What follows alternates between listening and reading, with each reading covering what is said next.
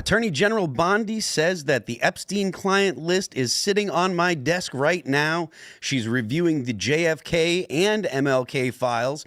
This is a promises made, promises kept story. The Trump administration has made it clear that these things are going to be released to the public. And seeing as Kash Patel has been confirmed by the Senate, it seems that this is going to be actually information that gets out to the public. So we're going to talk about that. There's some new information about Sean Diddy Combs in related news. Sean P. Diddy Combs' lawyer quits his sex trafficking case. The quote was, "Under no circumstances can I continue." So we'll get into that and see what that actually means. Then on more serious, well, I mean, I guess it's kind of serious. Serious news. Trump has fired the chairman of the Joint Chiefs of Staff. That's a big deal. The chairman of the Joint Chiefs, that's the head general. Trump let him go, and we don't have a whole lot of information. That broke just as the show started tonight, but we'll get into that. The judge has denied the bid to block the administration from placing U.S. aid workers on leave. We'll talk about that. Judge defers ruling in the Eric Adams case, appointing a lawyer to guide decision. So it seems that Kathy Hochul will not be trying to replace Mayor Eric Adams, but we'll discuss that. There's been a bunch of incidents or a bunch of news coming out of Israel with the release of bodies, not prisoners, not even prisoners, bodies of what were Hamas's hostages, and it's a kind of a horror show, but we'll talk about that. And then it's 2020 all over again. COVID-like bat virus discovered by researchers in Chinese lab. The Wuhan Institute of Virology has some kind of new bug, and hopefully it stays in Wuhan. But before we get into all that, head on over to Rumble Premium and become a member there. You can follow us. You can join the Rumble chat and send us and talk with the Rumble rants. After you go there, head on over to Timcast.com and join the Timcast.com Discord. Now, the Discord is where we have like-minded individuals that hang out. Everyone's doing their own podcast. We've got the Roman Nation guys have started a podcast. There's multiple pre-shows, after shows. We had people get married. Raymond G. Stanley's there all the time, so go on over there. Junior. Raymond G. Stanley Jr., my bad. Go on over to timcast.com and become a member there and join our Discord. And then go on over to Castbrew Coffee, castbrew.com, and buy some coffee. There's still some Ian's Graphene Dream. This is the most popular blend that we have. Low acidity, so it's easy on the tummy. There's like 350 in stock, and if you go right now, you might get one of them. These things go faster than anything else. If you want to get a little bit more excitable, we've still got Alex Stein's Primetime Grind. I think that it has less impact than caffeine. I mean, less impact than cocaine, but more than your average coffee. So head on over there and buy yourself some Castbrew coffee. But smash that like button. Share the show with your friends. Go on over to timcast.com and become a member. Tonight, to talk about all these things and a whole bunch more, we've got Wilt Chamberlain. Thank you. It's been returning champion. Yeah, right. The return of the prodigal son. No, it's good to be back. It's been a while since I've been on IRL, and I'm always happy to be here. I'm senior counsel at the Article 3 Project, working with Mike Davis. We work and have been successful, I think, in getting a huge slew of Trump's nominees confirmed. I mean, obviously, there's a lot of other people working, but well, you haven't. The only person that hasn't been confirmed that Trump picked was his first AG. Was pick Gates for Gates, right? Yeah. Well, I mean, I think he got ultimately what he wanted, which was to be he's now a primetime host on OAN. So congratulations. Good for him. But yeah, I think other than that, and that lasted 4 days. I think a lot of people thought it would go worse with the nominees. There were a lot of people betting. A lot of people would have been not gotten through the process, so we're happy to see. That's something that I'd like to talk a little bit more about tonight too. Yeah. The confirmation process and just how successful Donald Trump has been getting not only the people that he wants, but how successful his first couple of weeks has been so far. But we'll get to that. Brett's here. Yes, guys, Brett here. Normally I am hosting Pop Culture Crisis Monday through Friday at 3 p.m. Eastern on YouTube, but tonight we got a bunch of stuff to get into it, so let's go. Hey, what's up, guys? It's Raymond G. Stanley Jr., by the way. I work here at Timcast. I'm your local veteran and blue-collar fella. Talking about the Discord real quick, I just want to shout out... We lost someone recently. But Mickey Tech, he was a big part of the community. He helped us start. He's a great guy. He actually helped me build my my Fortiline logo. So he was part of the family. We lost him.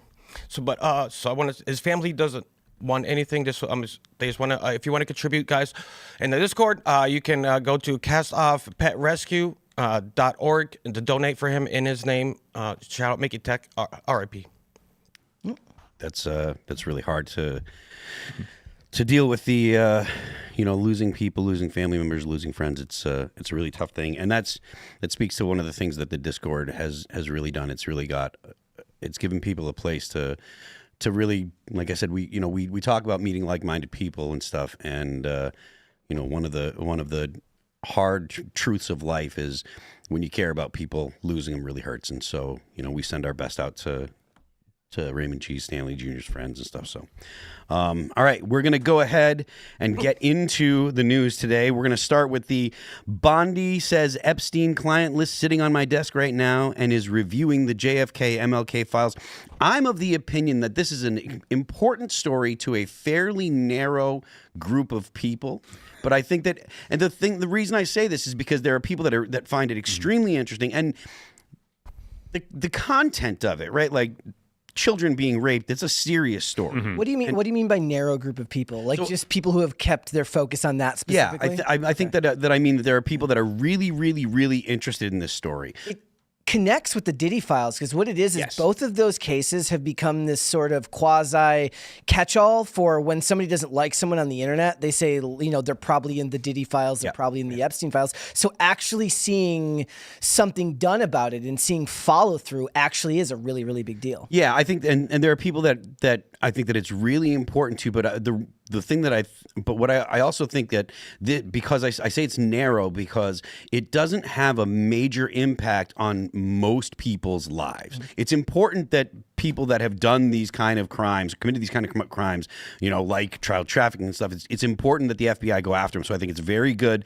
that Cash is not only putting this information out so that people can see it and so that we bring this to light, but hopefully there will be arrests if there are names on these lists of people that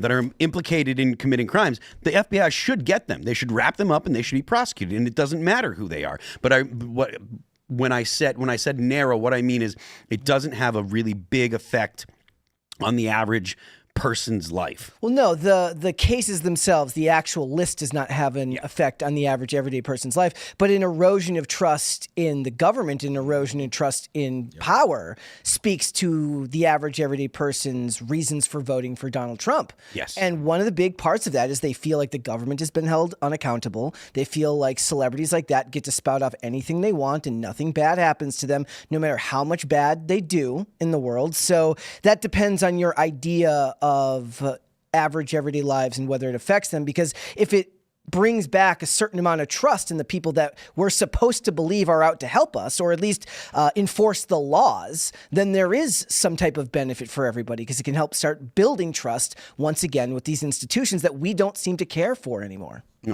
During his speech today, it was beautiful when he signed in.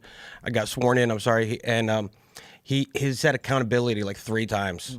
Mm-hmm. It was the energy in that room when he was talking. Everyone was so excited. He had the boys in his room with him, and so Kash Patel being sworn in is hopefully he brings us that accountability that we're all looking for and we're seeking. Will, do you have a sense of what kind of director Kash is going to be? And I mean, he's going to be a badass. Like we've seen Kash is extraordinarily effective. I think the thing that Kash did during the first administration, he was working for Devin Nunes. He did an incredible job revealing what Adam Schiff and what a lot of the Democrats had been doing to try and screw with the Trump administration, to try and manufacture the Russia narrative. He's really diligent. And he's also been targeted by these people. I think one of the best parts of the way that Trump has set up his cabinet is in so many cases, he's chosen people that have been in some way the victim of the agency they're now overseeing, right?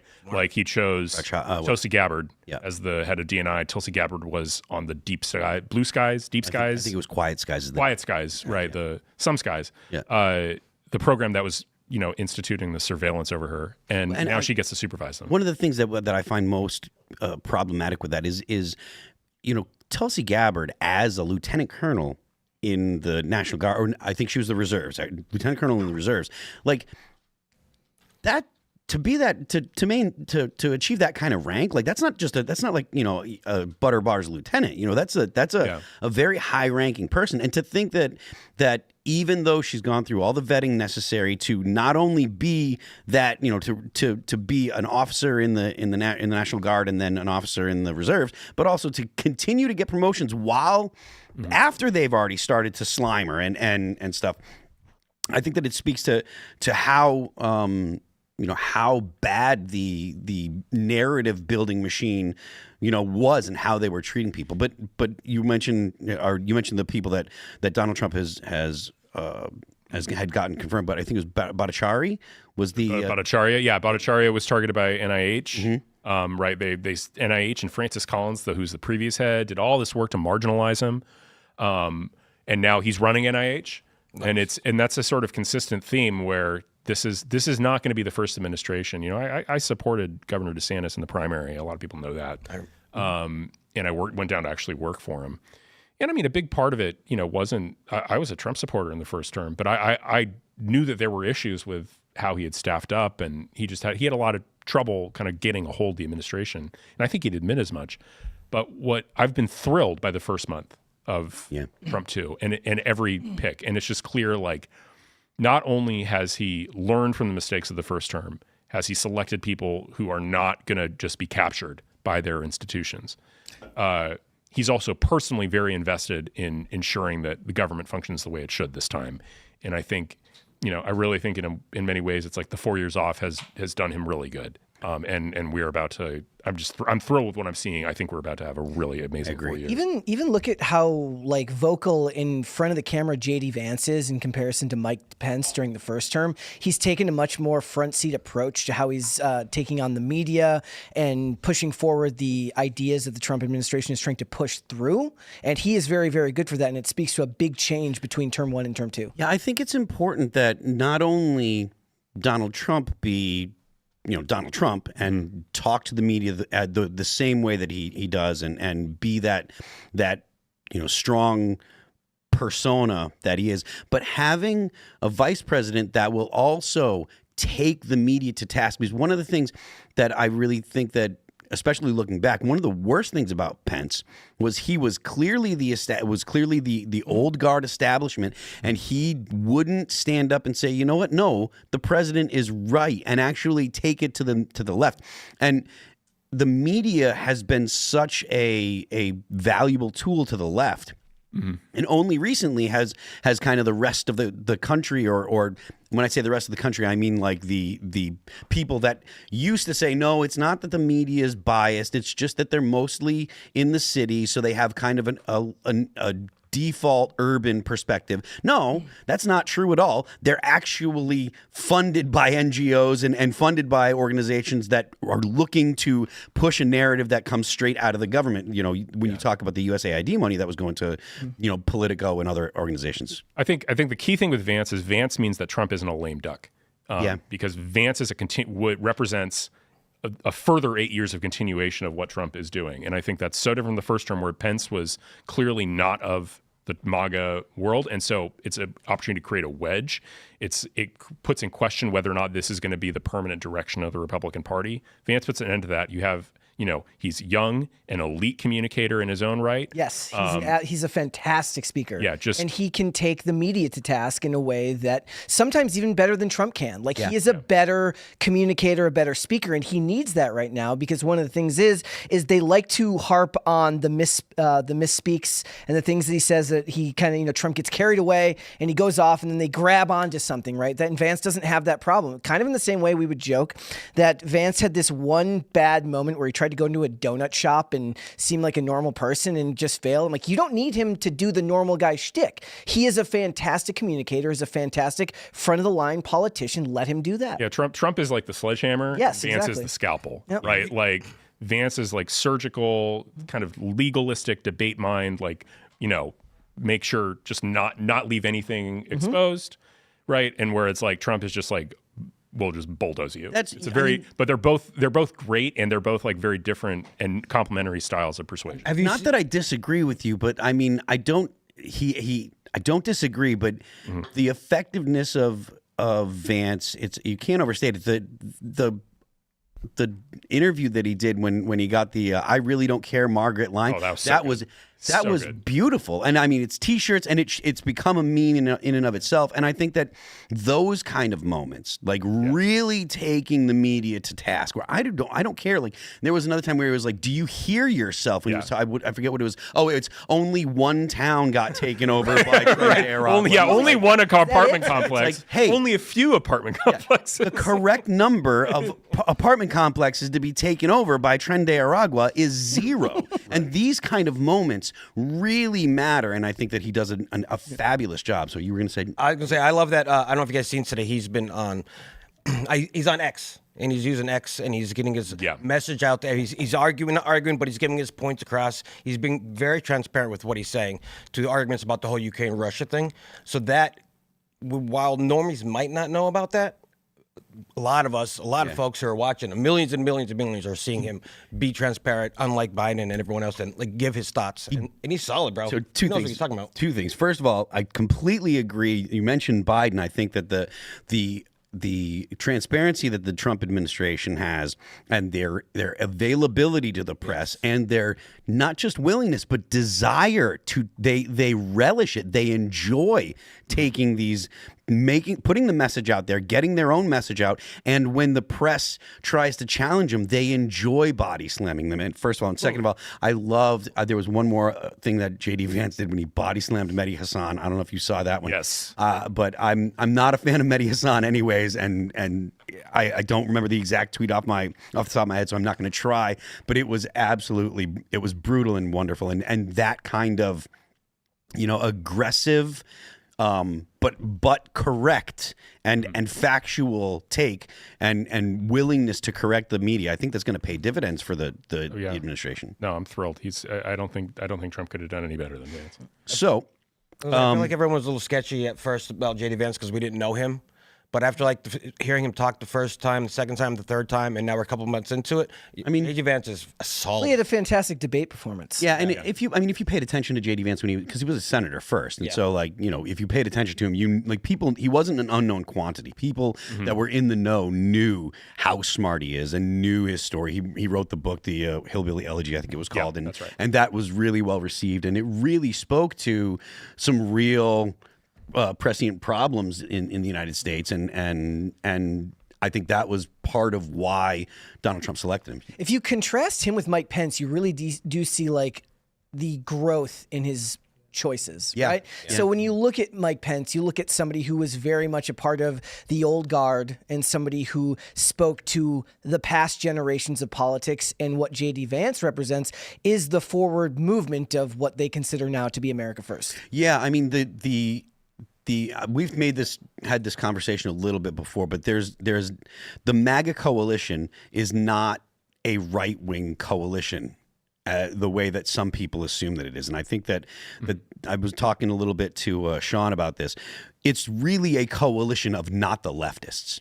You know, because the most of the people in positions of power now are 90s Democrats, or they were Democrats even very recently. And so that is the big tent kind of idea is really where the right has capitalized. And obviously the conservative Christians are welcome in the tent, but that also means that you have to have room for people that are not conservative Christians. That's why the whole Ashley St. Clair Musk thing, it was a big deal to the Christians, like conservative Christians, but in the overall MAGA kind of coalition, they were like, look, maybe it's unbecoming, but it's not something that should be a problem for the broader coalition, because Musk really did have a lot to do with Trump getting elected, or some people would have a problem with like Scott Pressler's lifestyle choices. Well, if it wasn't for Scott Pressler, you don't get Pennsylvania, because Scott Pressler went to Pennsylvania, lived there for 4 years, and did more work in Pennsylvania than probably anybody else. So, as a broad coalition, I think that's why, or I mean, I don't think that it's deniable or debatable. That's why Trump won, and that kind of unity is something that comes from the left being so insane. And really, really disconnected from what the right has become now, because most of the people, at least the way I've seen it, is the ones that suffer from like terminal leftism, like the farthest left that you can see. They look at what it is now and they think of it as a far right Christian nationalist party, when anybody who's paying very, very close attention to it knows that there are too many disparate personalities for it to be anything so succinct. You're 100% right, and you can hear that, or you could hear that for so long when they were trying to scare everybody with the whole Project 2025 narrative. I read a lot of stuff about Project 2025, and I'm not particularly devout Christian or anything. I'm fairly agnostic, but at the same time, there's nothing in Project 2025 that I was like, it is not particularly. They had to manufacture stuff. They had to manufacture like, oh, they're going to make you register every abortion or something like this. Yeah. It's so stupid. But now that the election's over, we can all admit that Project 2025 was the real plan all along. I was saying even leading up to the election, I was like, look, man, Project 2025 is not bad. I was like, if the option is Project 2025 or trans the kids, I'm going with Project 2025 every single time.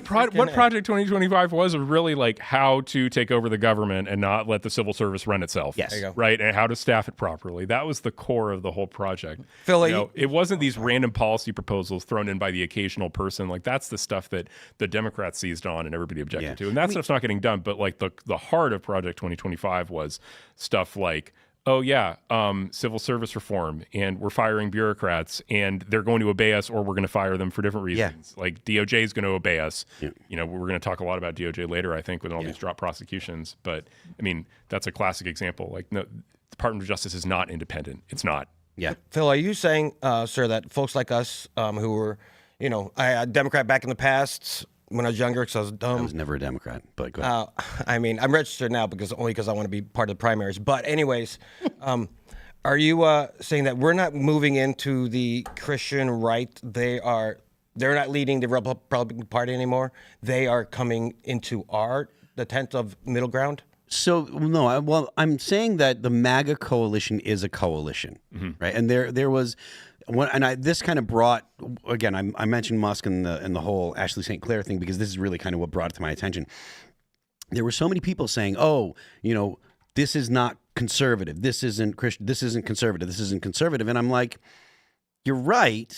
But that doesn't matter, because not everyone in the MAGA movement is a conservative, right? And you don't win if it's only conservatives. If it's only Christian conservatives, they just don't have the numbers to win elections. Or the media backing the way. Well, yeah, that's true. That's true. Right, but I mean, you're 100% right. It's a much bigger group of people now, and Christian conservatives make up a smaller portion of it. And so, and I've had discussions with Christians about this, where it's like, this is still this is the religion friendly party. Yes, right. Absolutely. Like, absolutely. We are, you have the other party is hostile to you and wants your way of life to go away. We don't want that. We are religion friendly, but we're also, there is a bigger and bigger chunk of the party that's secular. And that's true all over the West too, right? Religiosity is going down even as right-wing parties are growing.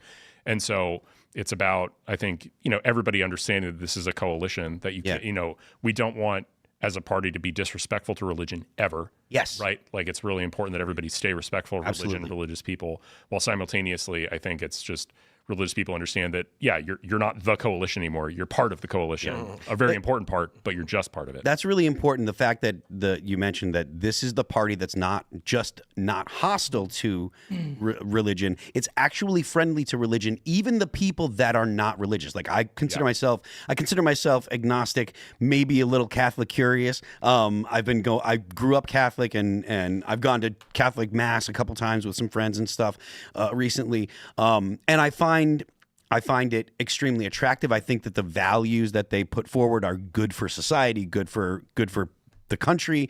And I'm definitely fond of the things that come along with. I'm fond of Christmas. I'm fond of Easter. I like the idea of of a church community and stuff like that. And so I don't think that it's a good idea for Christians to be like, hey, you must be this kind of Christian. I think that if you do that, if they try to do that, what ends up happening is they don't kick people out of the party. They have to leave the coalition themselves. Well, also think of base it solely on results, right? Yeah, whether you want to criticize the coalition that Trump has built, this is still the party that helped repeal Roe v. Wade. It is still the president who pardoned pro-life protesters at the start of his term. There is a lot of evidence that despite the fact that the coalition of people around it may not all agree on religion, that the party itself is doing what it can to benefit those who are religious. Yeah, and even if you're not religious, I think there's a lot of people in the coalition that are like, maybe I'm not particularly religious myself, but I see that if you don't have a society that has some kind of religious grounding, something else takes the place of religion, and that something else is always bad. Yeah, that's I think always worse. I think that's also there's a lot of mojo behind new atheism in the mid 2000s, Yep. and the sort of and people like Chris Hitchens wrote a book, God is not great, why religion poisons everything. And I think whether or not you are religious in your belief or not, the thesis of that book was wrong. Yes. Right. Hitchens was wrong. It's not religion that's the reason we have crazy beliefs in this world. We saw what happens when you have the secular leftists take over. They can believe in wilder, crazier things in any religion, or any traditional religion. And I think a big part of that is religions have a lot of them have thousands of years of evolution and theologians and people thinking about ethics. And most of the leftist stuff has been invented in the last 75 years by academics who are not grounded. Yeah. And our biggest thing for our coalition is America and what's best for our country and what's best for our kids' futures. Yeah. Yeah, I think that it's hard to argue that religions that, especially the longstanding religions, it's hard to argue that they don't provide a very good roadmap on how to have a society, and that families being the first, the first kind of small little government, I guess, is a good thing, and focusing your entire society on making sure that families are the most important thing will provide for a better result than what the left tends to do with the centering the margins and stuff like that. Well, I mean, or leftists and academics in Hollywood all pushing anti-family messages on just about everyone all the time. So, all right, we're gonna move on to the next story. Trump fires chairman of the Joint Chiefs of Staff. This is actually a very, very big deal because I don't remember the last time that a chairman of the Joint Chiefs of Staff was ever fired. Yeah, it's not common. Some people have been predicting this because the CQ Brown guy was all in on DEI and was product of the previous Biden administration. And so we've been hearing rumblings about it, that Hegseth was going to do something like this, or that Trump was going to do something, and now it's finally happening.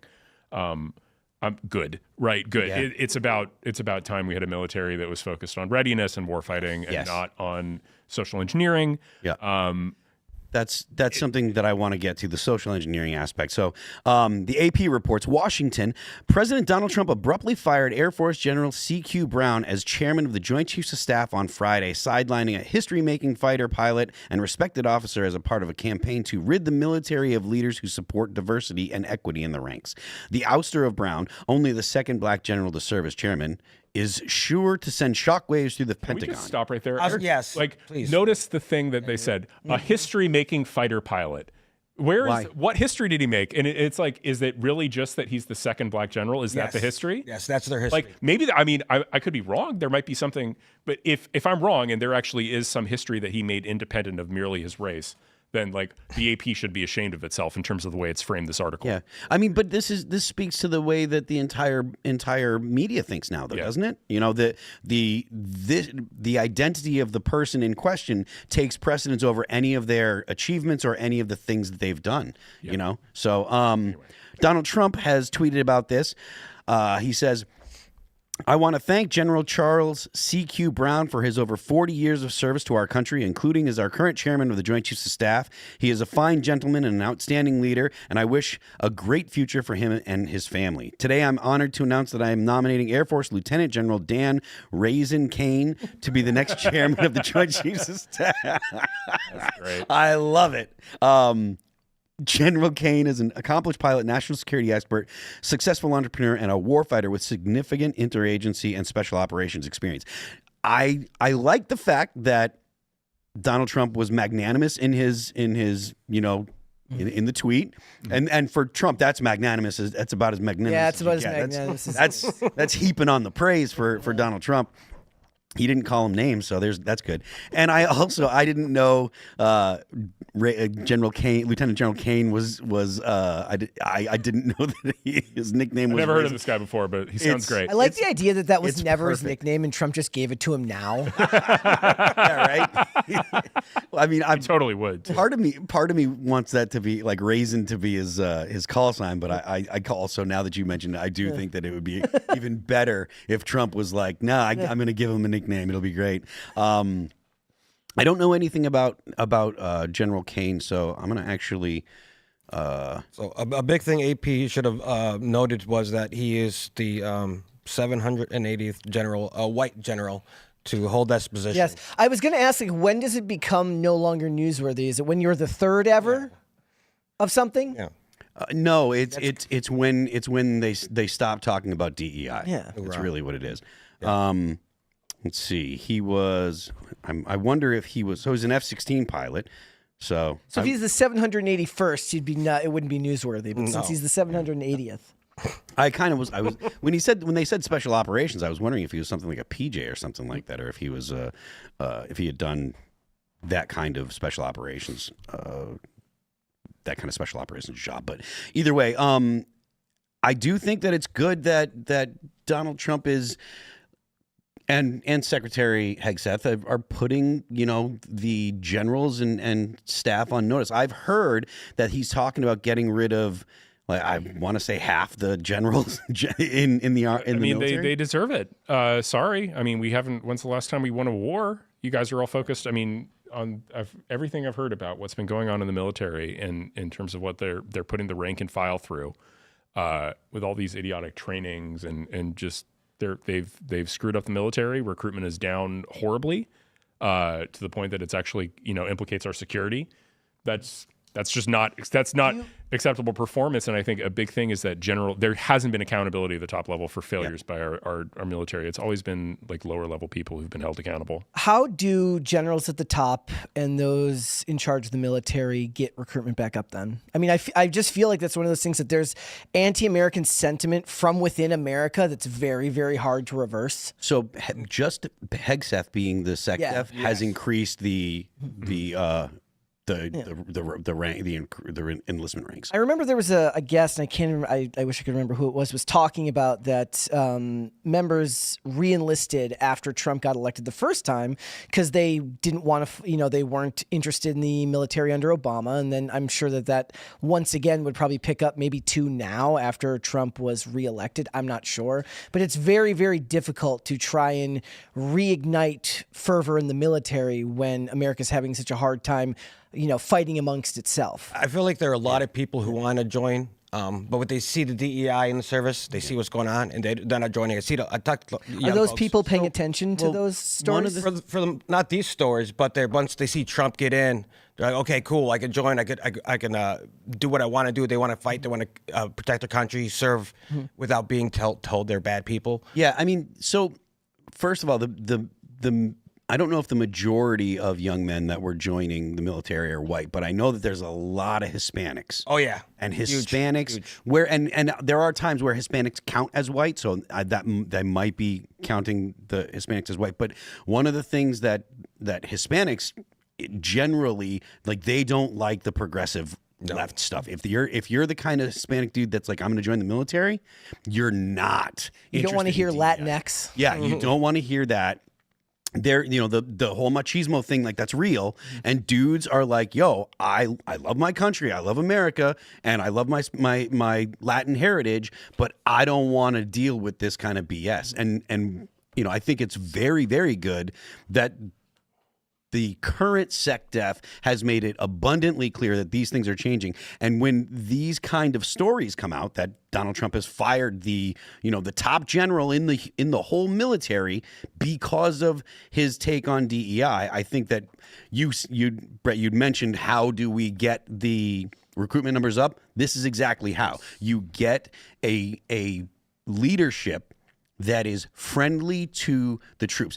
Hegseth, I guarantee, when Hegseth decided to get up and do PT with the special forces in Germany, he probably got 1,000 men to sign up. 1,000 18-year-olds across the country looked and said, that's the kind of guy that I want to serve. And because all of my friends that are former and in the military, they were just like, man, it doesn't get any better. The SecDefs out there PTing in the cold with the special forces, that's the military I want to join. Yeah, young men are aggressive, especially if they love their country. They got this testosterone that they want to exuberate into the world.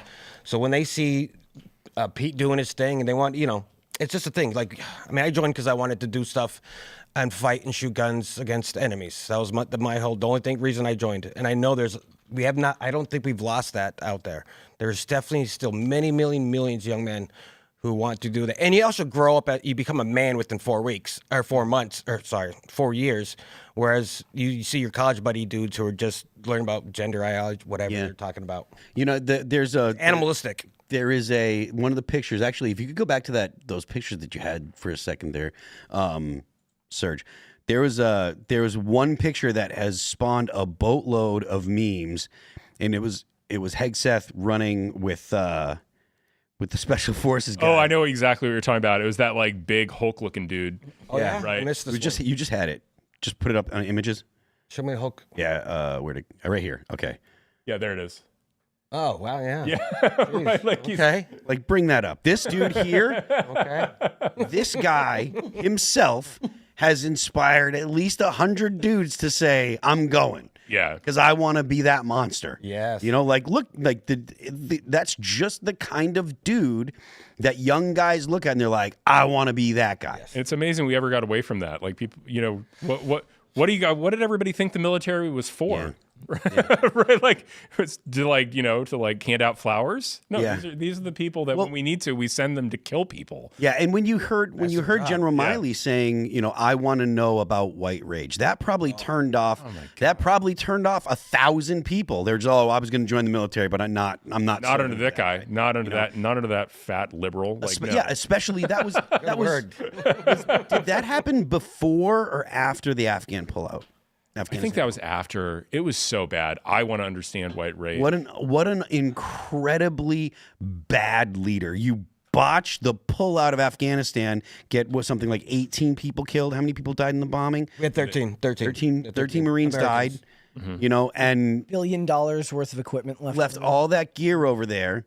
And then you have the there's no repercussions for anyone. Yeah, no one no gets general fired. gets fired. Unbelievable. None of them have the like. He should have stepped down himself. He should have said, Yes, I am resigning. Yeah. A good leader would have said, this happened on my watch.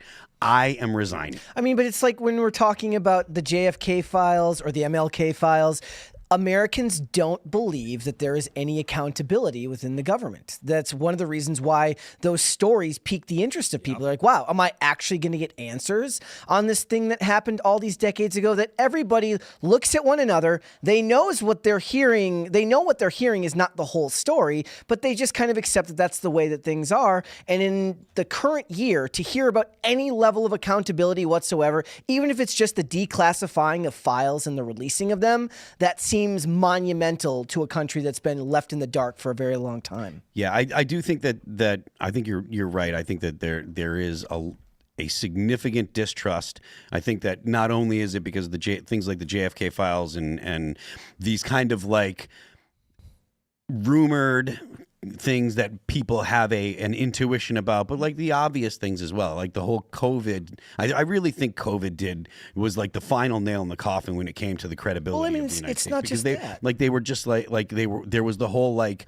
You don't have to wear a mask, and then it was, oh no, you do, and then come to find out the reason they said you don't have to wear a mask is because they didn't have enough PPE for the doctors, so they right out of the box they lied to you. Then all of the BS that comes along with it, come to find out that masks actually don't do a significant job of protecting you, and all of the misrepresentation, all of the lies, and all of the force that went along with it, all of the threats, all of the people that would get arrested, the social distancing, which comes out, that turns out that didn't mean anything, that was made up, and all of that stuff. I think that the general I think you're right about the general consensus and the kind of intuitive feeling people had about the MLK stuff and the CIA with JFK, but I think that the outright things that the media and government have come out and said, yeah, that was not true. I think those were like really damaging. Yeah, it's when, even if you don't pay close attention to what's going on,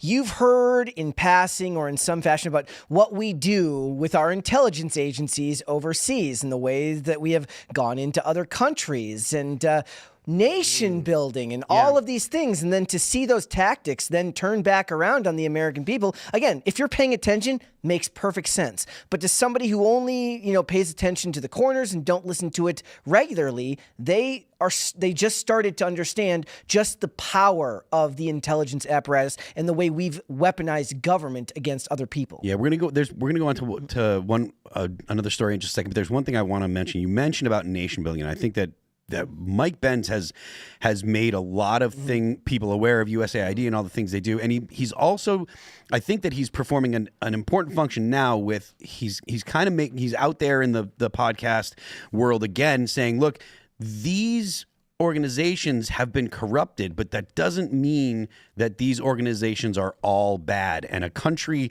like the United States, with the amount of power and with the expectations that the rest of the world puts on the United States, because we are expected to be the hegemon still, and we are expected to keep the seas open for trade. These type of organizations that again, they have been corrupted, and there shouldn't be DEI stuff, and the U.S. shouldn't be trying to go into strongly religious countries and teach them about LGBT issues and stuff like that. That's completely ridiculous. But having these organizations that will project soft power is important. I wanted to get your thoughts on that. Oh, on that point? Oh, yeah, absolutely. I mean, I'm a big, this is sort of my, one of my main critiques of libertarianism, but it's like, do we really want to let somebody else be the guardian of sea lanes? No. You want that to be China? No? Okay. Right. Like I think I tweeted out a while ago, it's like, it was in response to the Trump Gaza stuff where I think everybody was freaking out about the idea that we might control some territory. Taking over. And I'm just like, it's okay to be an empire. Like, we can just do colonialism if we want. Let's like go. Nation building's dumb. Colonialism, I don't know though. A lot of countries used to do it. So the point being that, we are. There's a lot of benefits that come to us as a result of being so powerful. That's a great distinction, though. That there is a difference between nation building and colonialism. Right. Nation building is when you spend a bunch of money for other people. Colonialism is when you spend it for yourself. I think the big issue for a lot of the people is they're like, these organizations are so large and the amount of money put into it is so ungodly that they're like, who are we putting in charge to actually put the checks and balances into place to know that what we're doing is right? And most of the time what we're seeing now is you see USAID gets exposed and whole entire NGOs fold. Well, you're not really a non-governmental agency if you can't survive without the government, right? And all I'm saying is, like, to the average person, like I said, Mike Benz is, I've preached, I have said he is one of the best, right? You have to go read through everything he posts, but you're not going to expect the average person to go into these deep dives and understand all of that. What you have to understand is that the size of the country is now vast. We are so powerful that it's ripe for corruption, and most people want to see that undone. Now, and I fully admit that I, for the most part, have a very utopian idea, a non-interventionist idea of global politics that is not in line 100% with reality, that the way the world works is obviously far more complicated than the way I would like things to be, but I don't see my viewpoint as the right answer. I see it as a jumping off point for a discussion on how we can pare back some of it and find a middle ground. All right, we're going to move on to this story here. From the New York Post, Sean Diddy Combs' lawyer quits sex trafficking case. Under no circumstances can I continue. You got to be real dirty when your lawyer's like, bro, you fucked up. Imagine being like a defense attorney who's just like, I can't even do it, man. I can't imagine that. I imagine he... and it's not like Sean Combs doesn't have money to pay the man. No. And I read the article. It didn't seem like he had much. He said that he didn't really give a reason. He's just like, I can't do it. Yeah, I mean, I want to look at this motion. So the New York Post is reporting. One of Sean Diddy Combs' defense lawyers quit the disgraced music producer's criminal sex trafficking case, new court paper show. Anthony Rico filed a motion Thursday to withdraw as one of Bad Boy Records' 6 defense attorneys without explanation. Rico's bid to step down won't be official until a judge signs off on it. A judge must find sufficient reason to approve such a request.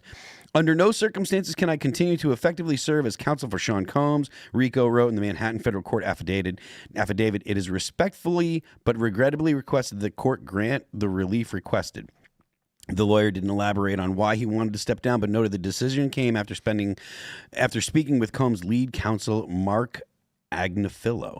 I mean, so obviously there's just going to be inference and people are going to make assumptions, but it seems likely that the things that P. Diddy has done are so egregious that his lawyer is like, I won't be a party. I'm finally understanding what's going on here. So this is less revealing than I think we would think it would be. It's really not, because there's 6 lawyers in the case, and it's one of the lawyers being like, I cannot be his lawyer. There are a lot of reasons why a lawyer might make that decision, or make that ask to be let off the case.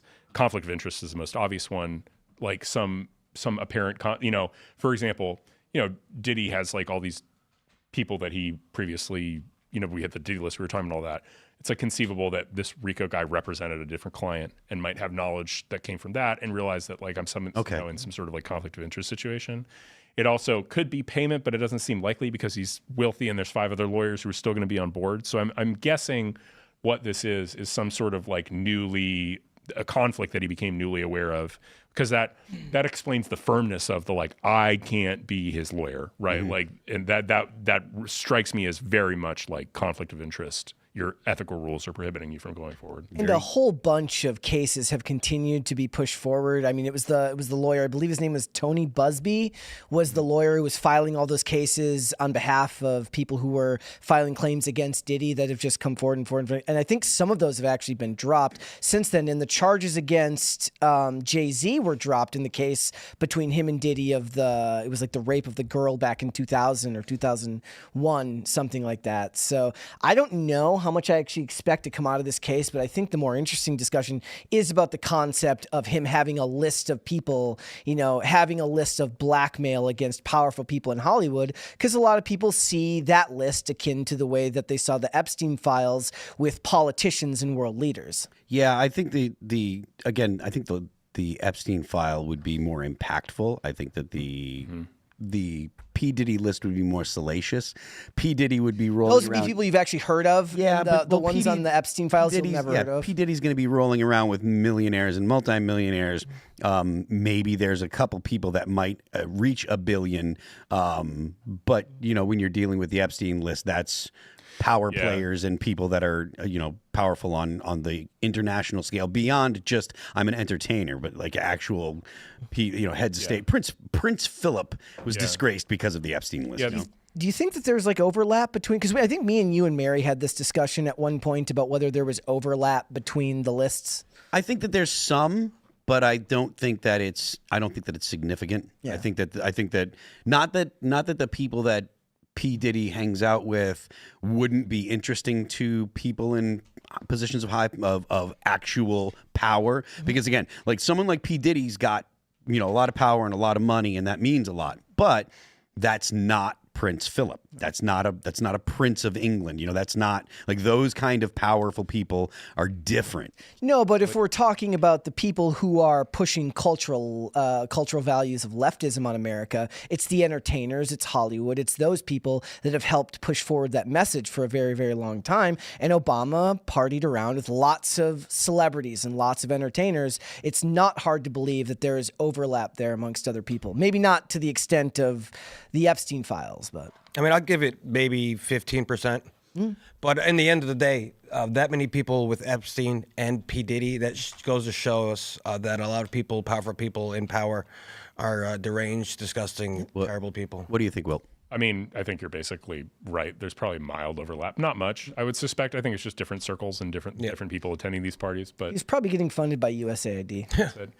I'm a lawyer, so I think about this again. Like, why is this lawyer resigning? And the other, I know people want to say it's like, oh, it's because like Diddy's so disgusting, and it's like I'm pretty sure that's not the reason. One, the guy would have signed on to this case well after a lot of these revelations would have been revealed, so he knew what he was getting into. Two, you want to be a criminal defense lawyer. You got to be. You can't just abandon your client if some bad news about them comes out. That's a great way This to is never. big news right here. Right. Well, I mean, this would be big news to do it. Like, say some bad revelation comes out in the press. Like, imagine your life's on the line. You're like going to trial over, something that's going to put you away forever. And one of your lawyers is like, I can't defend you anymore. You're disgusting. How dare you? Like, what? That would be just contemptible behavior. I wouldn't respect this lawyer if he did that. So I think conflict is the thing that makes sense. It's hilarious that the idea of dropping someone over moral issues is what loses you respect in the. Well, of course it does. That's your job. Like, and it's somebody has to do it, right? Being a criminal defense lawyer is perfectly ethical. I mean, our whole system is built on the idea that people have a right to a criminal defense. So if you're actually going to try and go be a high profile criminal defense lawyer who represents wealthy people, you better be used to the idea that they might have done something really disgusting, and it's your job to defend them anyway. Innocent until proven Diddy. Wait. Well, I mean, John Adams agrees, right? Right. Absolutely. So we just got this breaking news that I want to cut to here. Zelensky surrenders to Trump and will sign mineral deal within hours. Nice. This is something that we were debating on talking about. We didn't have any news at the beginning of the show, but Daily Mail is reporting Donald Trump appears to have won his trade standoff with Volodymyr Zelensky as the Ukrainian president is set to give in and sign a deal giving the U.S. access to deposits of critical minerals. The deal was seen as crucial for satisfying Washington's demands for a peace settlement between Ukraine and Russia to end the 3-year-long war. It's a staggering surrender from Zelensky, who I had said just days earlier, I defend Ukraine. I can't sell our country. I don't know that he's actually selling it, but Zelensky said on Friday that officials from his country and the U.S. are working on concluding an economic deal to ensure that the accord worked for and was fair to Kiev.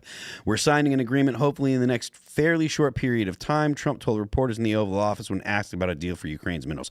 Do you think that that's because Donald Trump sometimes gets out over his skis? Do you think that this is one of those cases? No. I mean, well, Trump is in a position to kind of dictate terms, right? Like as we are. I mean, the Ukrainian defense is overwhelmingly dependent on American funding and American goodwill. Yeah. So, Trump coming in, and I mean, Zelensky made some real mistakes in over the last few years, but I don't think there's a bigger one than deciding to go to Pennsylvania and effectively campaign for the Democrats. 100% agree. I don't have a lot of sympathy, and I think I watched. There were some clips. I think Rubio had an interview with Catherine Herridge, actually, that was on X, and Rubio in that interview described how, look, we thought we had an understanding with Zelensky about the fact that we're going to work together on this deal, and then we hear him saying, like, I'm not going to sign anything. And Rubio basically said something along the lines of, well, that's not very productive for our relationship going forward. And I think that there must have somebody had a talk with Zelensky that's like, do you like your job? Do you want to keep it? Well, I mean, there is an argument that Russia's after Zelensky's head, and as long as the United States is kind of standing in between Russia and Zelensky gets to keep his head. Right. I think Zelensky might have made a call to the Polish where the Polish were like, you can't piss off the Americans like this. Like they are your patron. You get to, we're the idea. The idea that you get to just operate independently of the Americans, like, that's not your situation. Sorry, bro. How much do you think this stems from the personal relationship between Donald Trump and Zelensky? Well, there's a good amount of that. I think that if Zelensky had been more I think about Netanyahu as a good example of a comparison, right? Like, Trump's not going to Netanyahu and demanding like mineral rights in Israel, partially because Netanyahu and Israel are able to defend themselves a lot more effectively. But in particular, I think that Zelensky has just played the global neoliberal card so aggressively. Like, he's like, he's just of the left.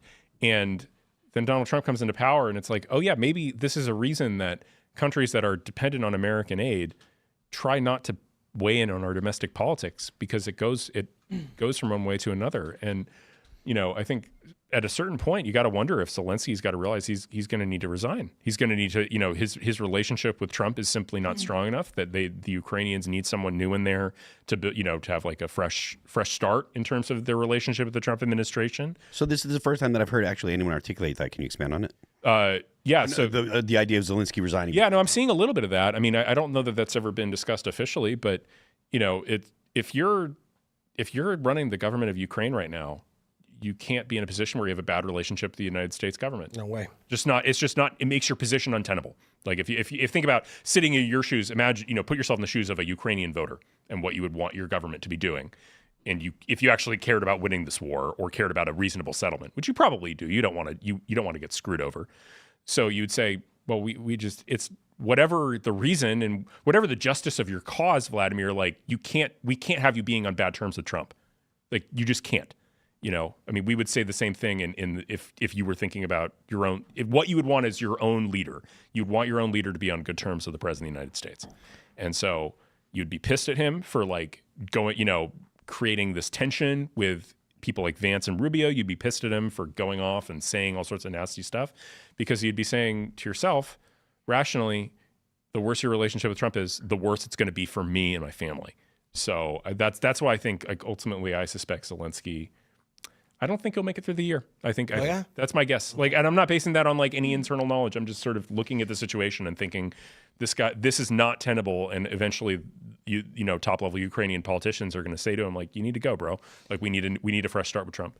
It's crazy to me, like, when Trump took office again, and we keep talking about economic sanctions and tariffs, and you see all of the times that he would level these on other countries, they would bluster and say, we're not gonna bend the knee. They would eventually bend the knee. You actually get a glimpse of just how powerful America could be if it actually cared about itself. It's insane to me. Yes. Like, I look at it and I'm just like, do you know how much more, like, as powerful as this country is, how much more we could take and do if we actually cared about our own self-interest? That is a great point, and I think that most Americans don't realize, because that's just feel economic. The exact same way. Like, the way that our government has behaved for the past, for 12 of the past 16 years has been as if we could not risk upsetting anyone else.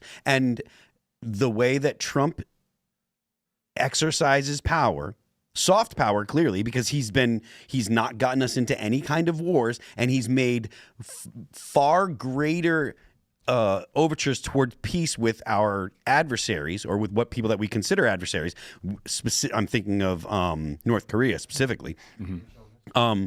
The things that are possible for the United States really become clear. And I think that, again, that's a great point, because I felt the same way.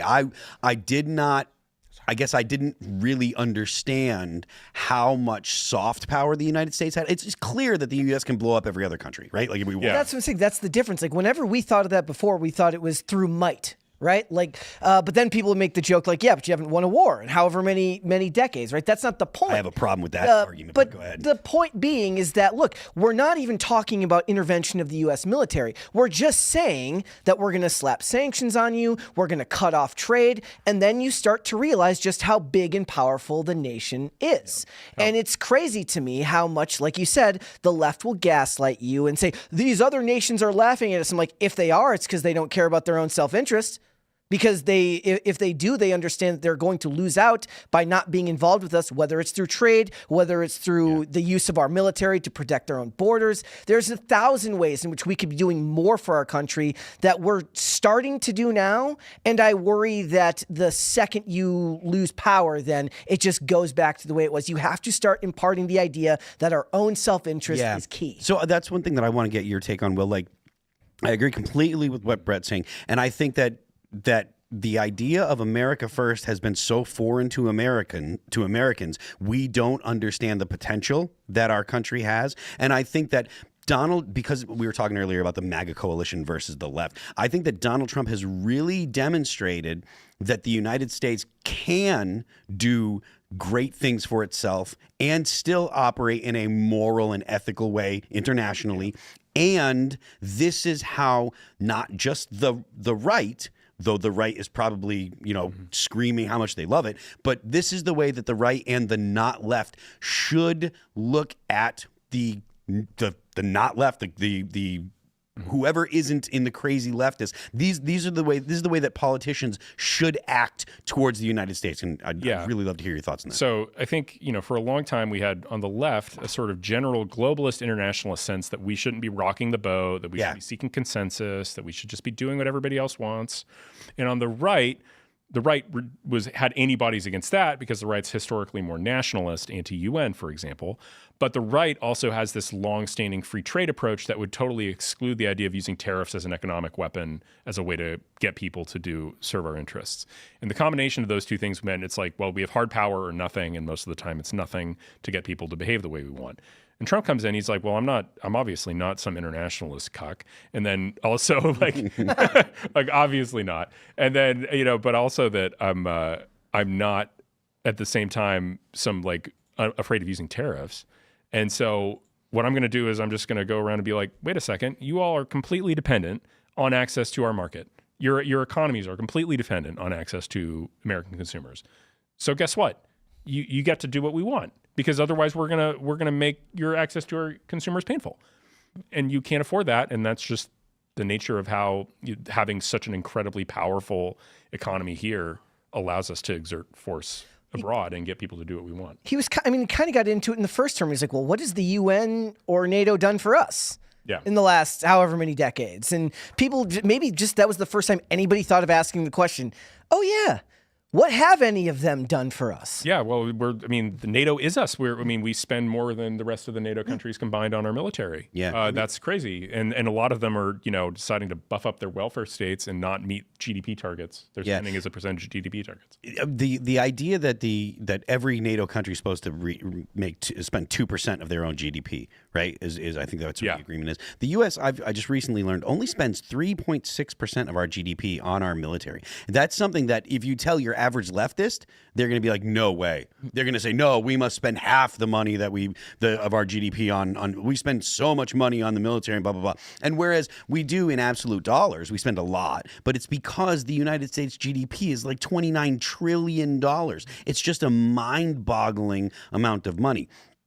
And then to think that we ask, countries like Poland Poland is I think is one of the better. Poland meets its targets. Yeah, like sure. they're really good about it, and they spend 2% of their GDP. And I don't know what Poland's GDP is, but it's obviously dramatically less than the United States. Because they're just a smaller country with fewer people, and so the actual ask of the individual European countries or other countries in NATO in absolute dollars is minuscule compared to what the United States. And then they get, they really start talking about how we're like being, appeasing. I really can't stand Unreal. that. Countries that are tiny that do not even meet their target on NATO spending. Like, you're tiny in the first place and you don't even spend 2% of your GDP on your military. And then you're telling us that we're appeasing. Like, this isn't, I don't care what you think. Yeah, it's not even a real conversation. Like you're like a chihuahua yapping at us. Like, you're not a serious country. Like you get to, if we start defending you, you'd fall to Russia in an instant. So be grateful for the continued support of the American taxpayer. Despite the fact that you guys have been obnoxious towards our current sitting president. That is a lot of where I think a lot of the leftist arguments come in these days about when you see people, coalescing online and talking about healthcare, and they talk about it in foreign countries, and we talk about how they say, oh, it's amazing that Americans don't just get free healthcare. And then we say, well, that's because your military is pretty much subsidized by the might of our military. I get that anger. Like, I do. I understand that that's a very simplistic argument, but I do understand the anger from the average American who does think, maybe the hospital, maybe all your medical bills shouldn't be covered, but you shouldn't go into insane debt because you broke your arm. And to know that we're doing that so that we can defend other countries is infuriating on some level. So I get that argument. Yeah, I do. I think that most of that kind of perspective comes from a lack of understanding of what the actual problem is, because the idea that you shouldn't go into you shouldn't have to go into hock just because you break your arm. Yeah. Well, breaking your arm is, while it's a bad thing, it's something that modern medicine is very capable of dealing with, and it happens frequently enough where it shouldn't cost you $10,000 to get your arm x-rayed and set. And medical, and then you get into insurance. It shouldn't be at all. You should.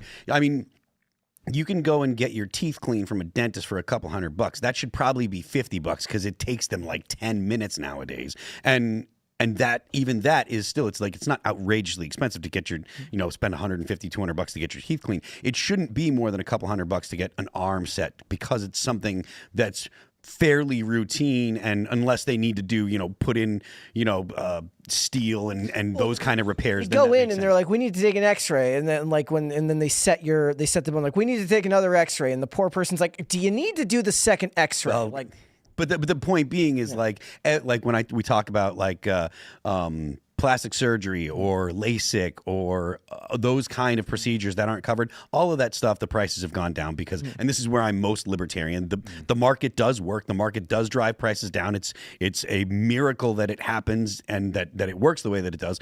But because we don't have a market for health care, all the prices are going to be through the roof because the insurance companies just pay. It's a nightmare, but that's not the fault of the American population. That's because of the government. Well, and then the scary part is they somehow turn that on its head and say that is an argument for single payer healthcare, and then you're like, yeah, hold up, that's insane too. Yeah. We're going to go ahead and move on to the next story here. Judge denies bid to block Trump administration from placing USAID workers on leave. This is being reported by CBS. Washington, a federal judge on Friday declined to block the Trump administration from putting thousands of employees with U.S. Agency for International Development on administrative leave and recalling others from overseas, clearing the way for President Trump to resume his efforts to overhaul the agency as part of his plan to slash the size of the federal government. I do think that it's a good idea to do these things, but I think the real tangible results when it comes to the significant changes of USAID are going to be the fact that the left doesn't get doesn't have the access to federal money the way that it used to. Yeah. No, so first off, this is a big W for the Trump administration. Yes. Right? Like, let's get that out of the way. This was something that one of the cases where there had been a temporary restraining order put in place. And I'd followed a lot of these cases. This Judge Nichols, I've got a friend named Bill Shipley who is heavily involved with J6 defendants. So he actually was in front of Judge Nichols a lot. And he was saying, everybody's getting really mad at Judge Nichols over this particular injunction. He was like, give him a second. He's a really good judge. Like, there's a reason. I think you're going to end up winning pretty quickly here. And that's what's happened. USAID, or these labor unions try to say it's like, well, you can't cut people off from USAID in foreign countries because they need access to like foreign alerts about danger in their country. Nope. And he's like, well, okay, I'll give you like 5 days to demonstrate that that's true and like that you're actually entitled to like not get fired. And 5 days later, he's like, nope, we can fire you. Actually, they can go ahead and do what they want. And that's what's happened here. Do you anticipate that there will be another challenge to this from? No, I think this is going to be the end of this particular case of the U.S. I think that this is you've lost your attempt to get an injunction to stop Trump from putting all of USAID basically on administrative leave and telling them all that you get to you can sit at home for the next 6 months until your salary we finally fire you. And I just don't think that once this ruling's been denied, they're not going to go to a different judge and try and judge stop here. Like a new judge will look at it and be like, you already filed this case in D.C. It's already been resolved. No injunction.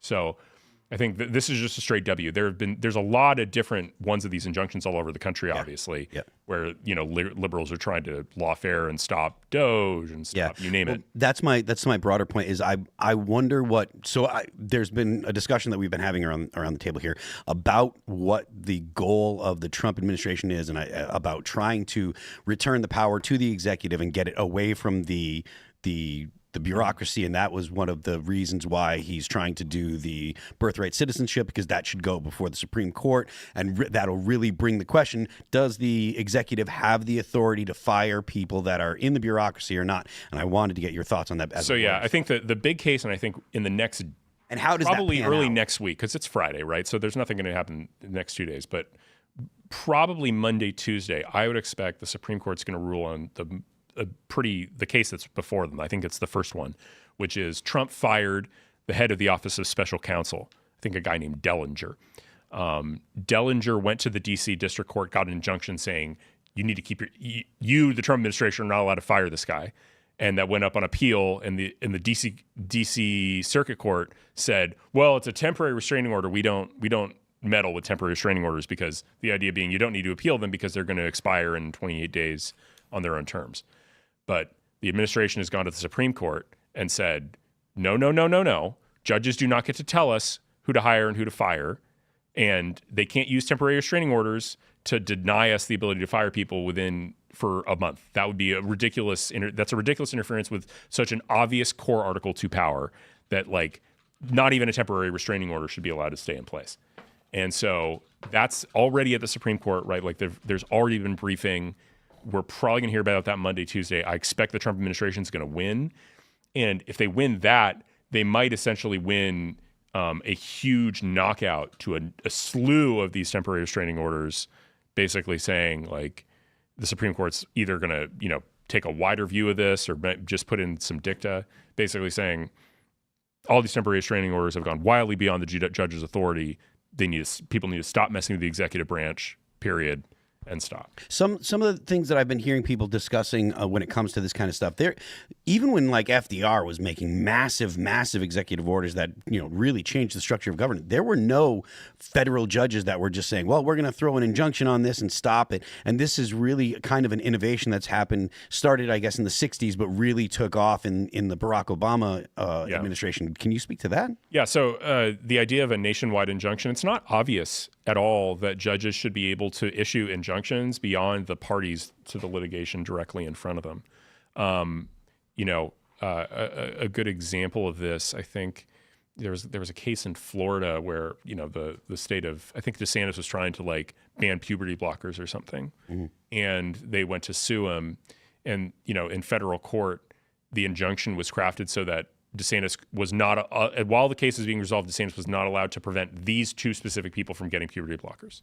He can enforce the law broadly, but he couldn't enforce it to them. That's the normal understanding of like what power do district courts have? Well, they have power over the litigants in front of them. They can say, you don't do this to this person until we've settled your dispute. So the idea that an injunction could be just broad and affect everybody in the country, despite the fact that not everybody in the country is in front of the court, it's not obvious that should be allowed. And especially given how aggressive some of these district court judges have been. I mean, there was the New York case where Judge Engelmeyer told Doge that they weren't allowed to access Treasury data. I mean, they were straight up telling it created this artificial distinction between political and career appointees, and it's like the political appointees are not allowed to see this data. Mm-hmm. Like, whoa, what? This is a democracy. The political appointees are the people who are appointed by the elected president of the United States. The civil servants do not have some bestowed grant of authority from our government. So that was bizarre. There's been so many bizarre ones. And I think in general, what you're going to see, I mean, I know Justice Thomas has talked about tailoring these down, and basically, way too many judges are getting way too quickly involved in the workings of the executive branch. I think that it's time for that to stop. I think it's personally time for that to stop as a normative claim, and I think it will stop. Is that where I hear so much about the term and the concept of activist judges now? Is that just because it's all become so heavily politicized? Like I've heard a lot of people discuss about the idea of the Supreme Court wasn't always seen as something that was politically biased, but rather something that was just supposed to be about interpreting the Constitution. Yep. Now you expect most of these cases a lot of the time to fall along party lines. Well, generally, yes. I mean, I'm probably biased in my assumption, but I do think that the argument that the conservatives or the textualists are the ones that are correct in their understanding. You have to go by what the words on the paper mean, and you can't infer meaning. So even though it's the conservatives that are the textualists, and I would be, my political opinions align far closer to conservatives than to progressives, I do think that is the true thing. The other side of the argument is the Constitution is meant to be interpreted, and so the meaning will change. But I find like there's arguments made by like Judge Napolitano that says things like if the Constitution if it doesn't mean what it says, then it doesn't mean anything. It either means what it says or it doesn't, and if it doesn't mean what it says, then it doesn't mean anything at all. Or things like if the Constitution was meant to be interpreted, then the framers would not have put an amendment process into the Constitution that is not only there so that way you can change it, but also arduous and very difficult. Like the reason that the amendment process is arduous is because they didn't want you to just change the meaning of the words on the paper based on what is popular at the time. I guess I just think of it from a media framing device, which is that we talk about Soros-backed DAs or Obama-appointed judges or Trump-appointed judges, which is a tool that both sides of the aisle's friendly media apparatus uses as a way to frame their arguments when they're covering a story. Yeah, I just want to you've actually sort of landed on a very interesting, bigger debate in American constitutional law and the question of like, it almost goes to like, should we even allow judicial review? Right? That's not obvious. We treat it as obvious that our Supreme Court can weigh in on the constitutionality of laws passed by Congress and can overturn them. It's not obvious that you have to allow that to happen, right? You can just say that all the court's job is only to, interpret the laws passed by Congress and then see if people's behavior conforms to it. And then that connects to the question you're also talking about, which is like, okay, when exactly did judicial activism start, and what is judicial activism? That's query whether or not like some of our most famous cases that most people would think of as the best cases the Supreme Court has ever decided weren't in fact very activist. So Brown versus Board is a sort of classic example of this, where there's 80 years of precedent saying separate but equal is okay, and the court just decided, nah, changed our mind. And, was it super principled in terms of like, if you read the legal reasoning, or you're like, man, this is just a masterpiece of legal reasoning. Nobody could poke any holes in their argument here. No, you could poke some holes in how they just threw out 80 years of precedent. But I think nobody wants to see Brown versus Board of Education overturned. We all agree that, racial discrimination is bad. So it's reflective of society at the time. It can be. I mean, these things are, I think conservatives always want, I think, and I'm sympathetic to this, the idea that you want it to be black and white, but the project of interpreting text and understanding meaning there's always some amount of gray. Like language is not computer code, it's not perfect. And I think in general, the idea the conservatives have the better of the argument that in a world where you completely go to language is totally indeterminate and it can just mean whatever we want it to mean, then basically you're saying that there is no constitution and it's just a pure exercise of power. I don't think that's right.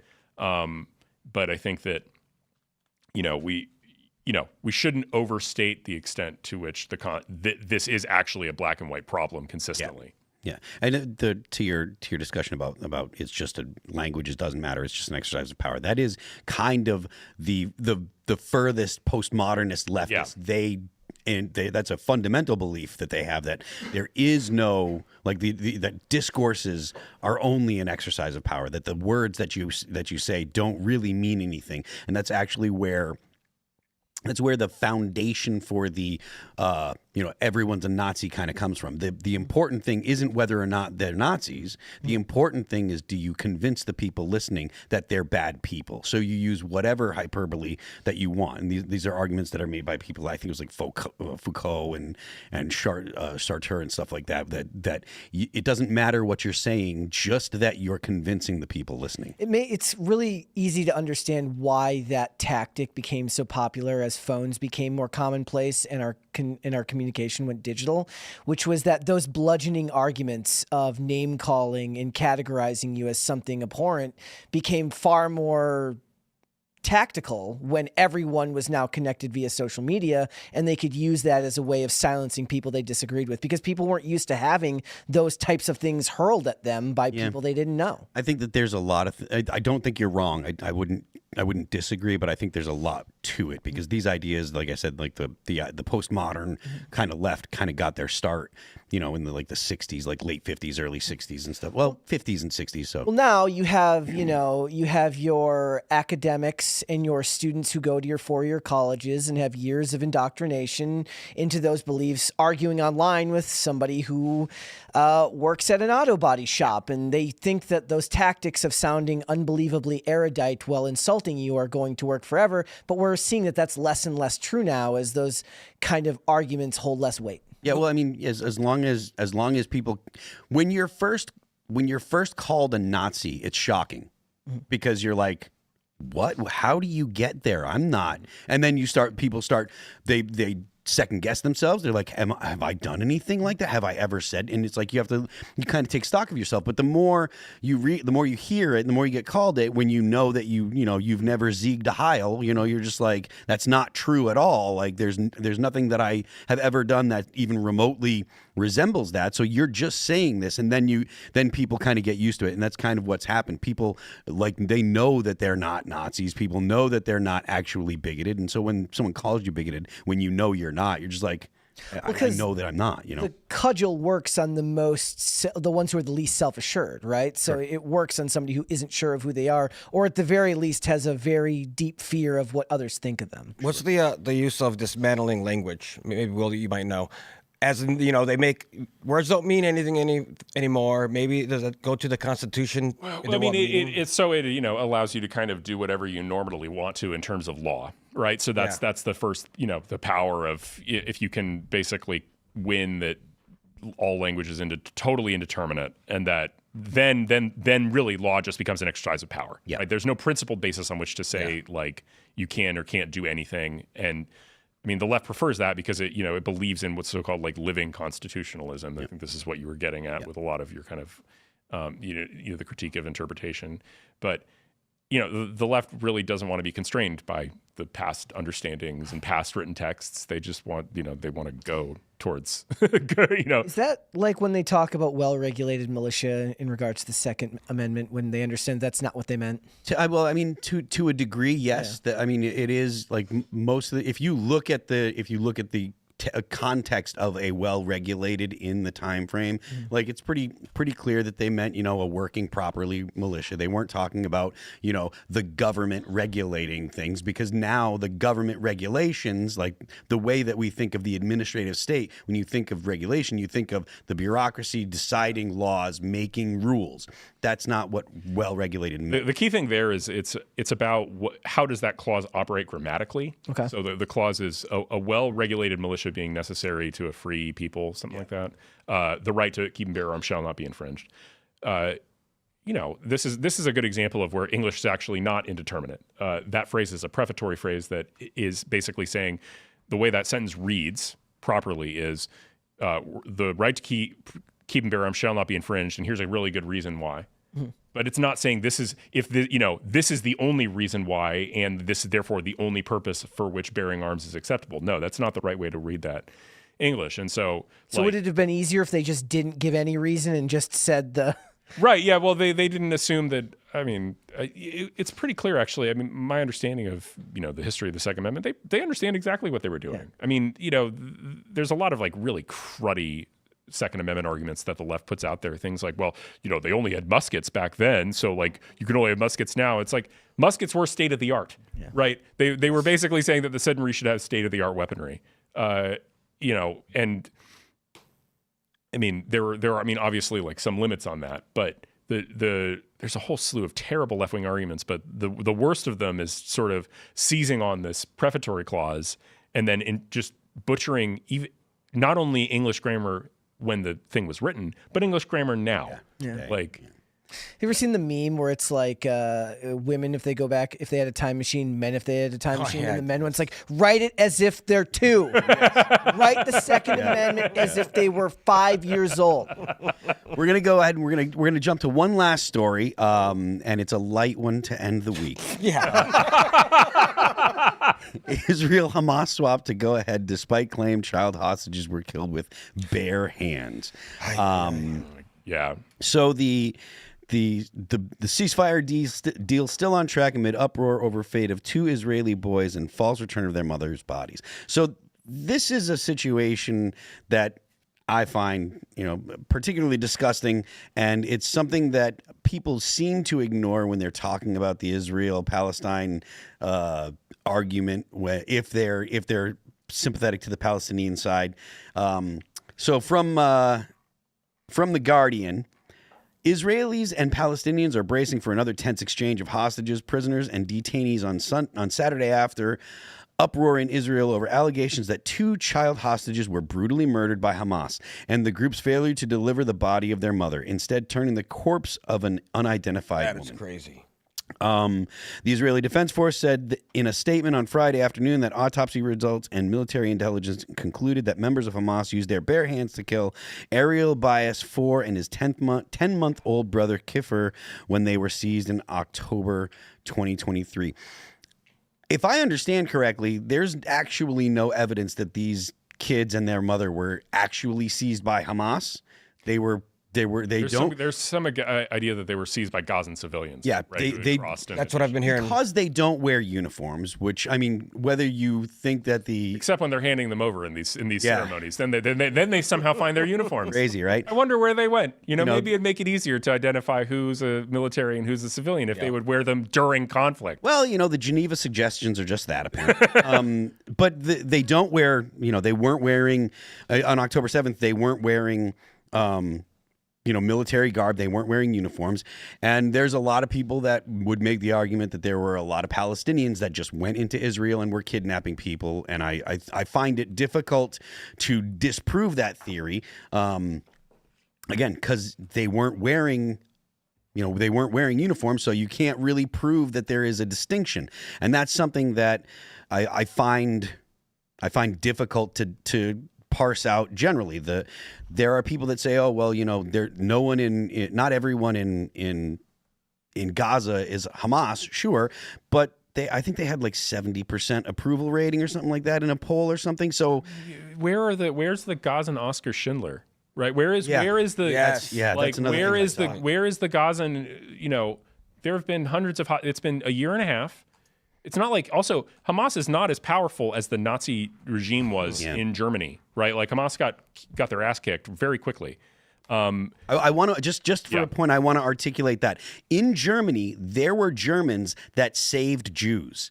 In Gaza, there were no Gazans that saved Jews. Yeah. So in Nazi Germany, there were Germans that were protecting Jews and hiding Jews in Nazi Germany. There are no Gazans that were protecting Jews. In fact, there were Gazans that were considered Gazan civilians that went into Israel and kidnapped Jews. This is my ignorance for the situation.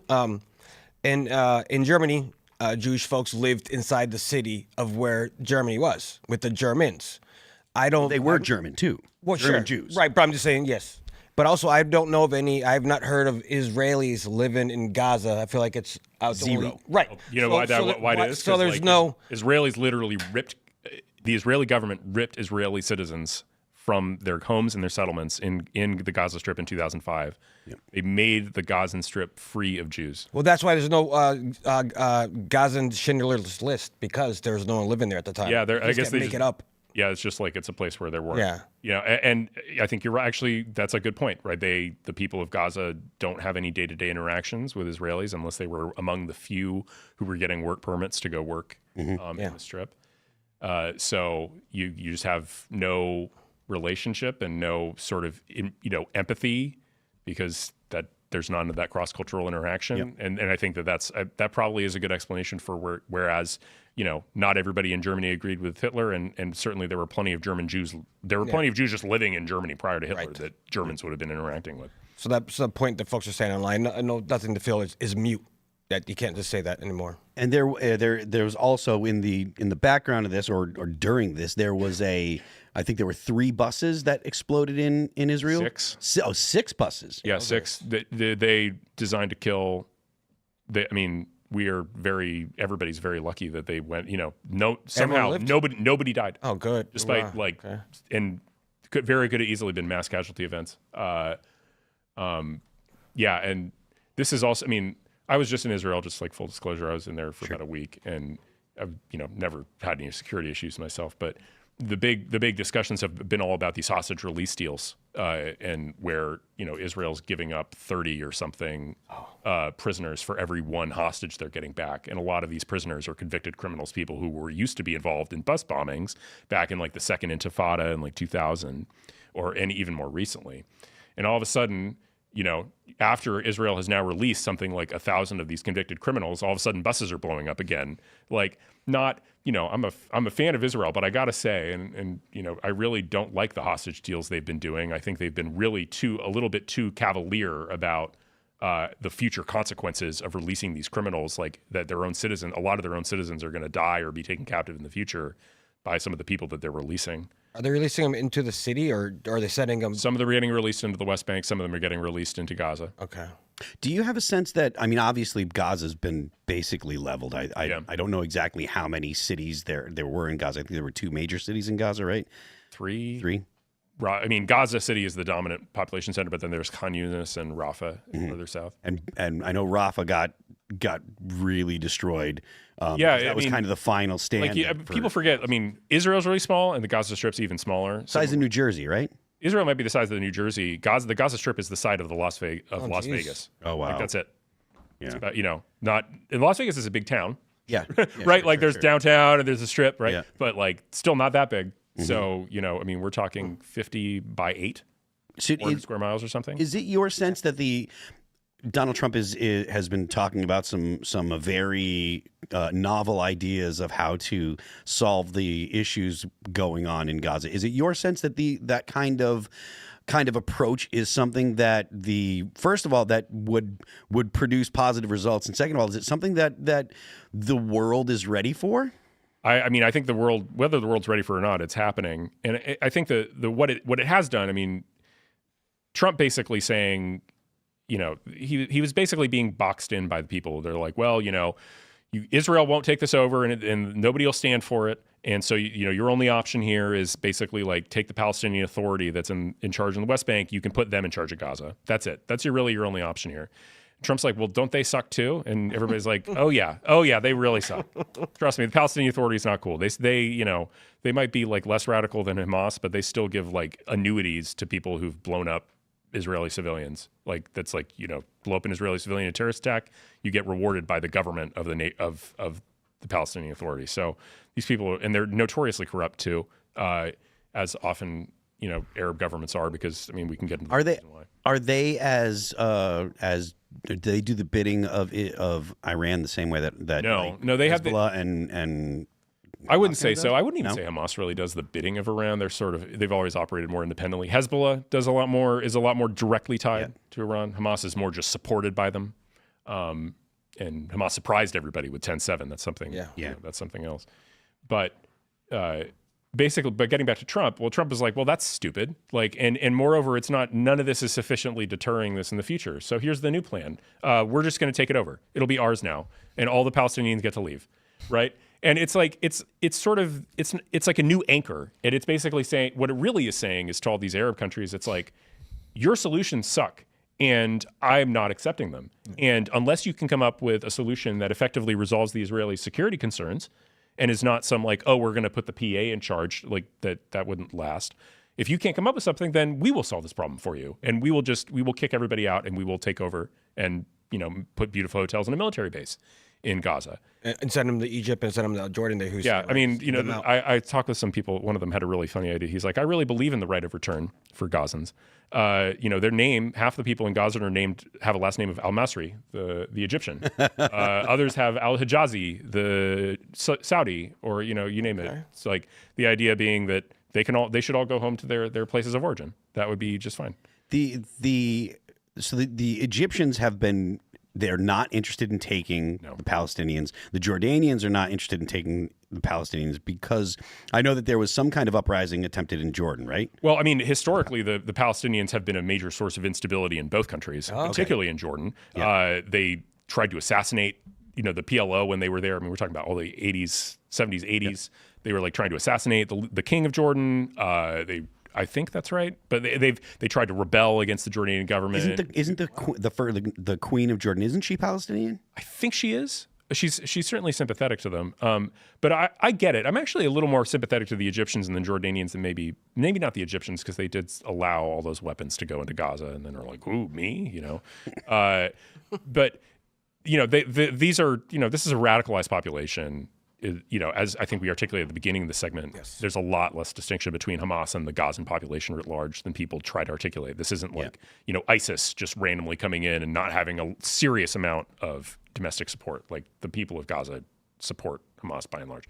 So, I'm sympathetic to the Egyptians and the Jordanians not wanting an additional like Sunni Islamist, population in their country to like destabilize their own countries. I get that.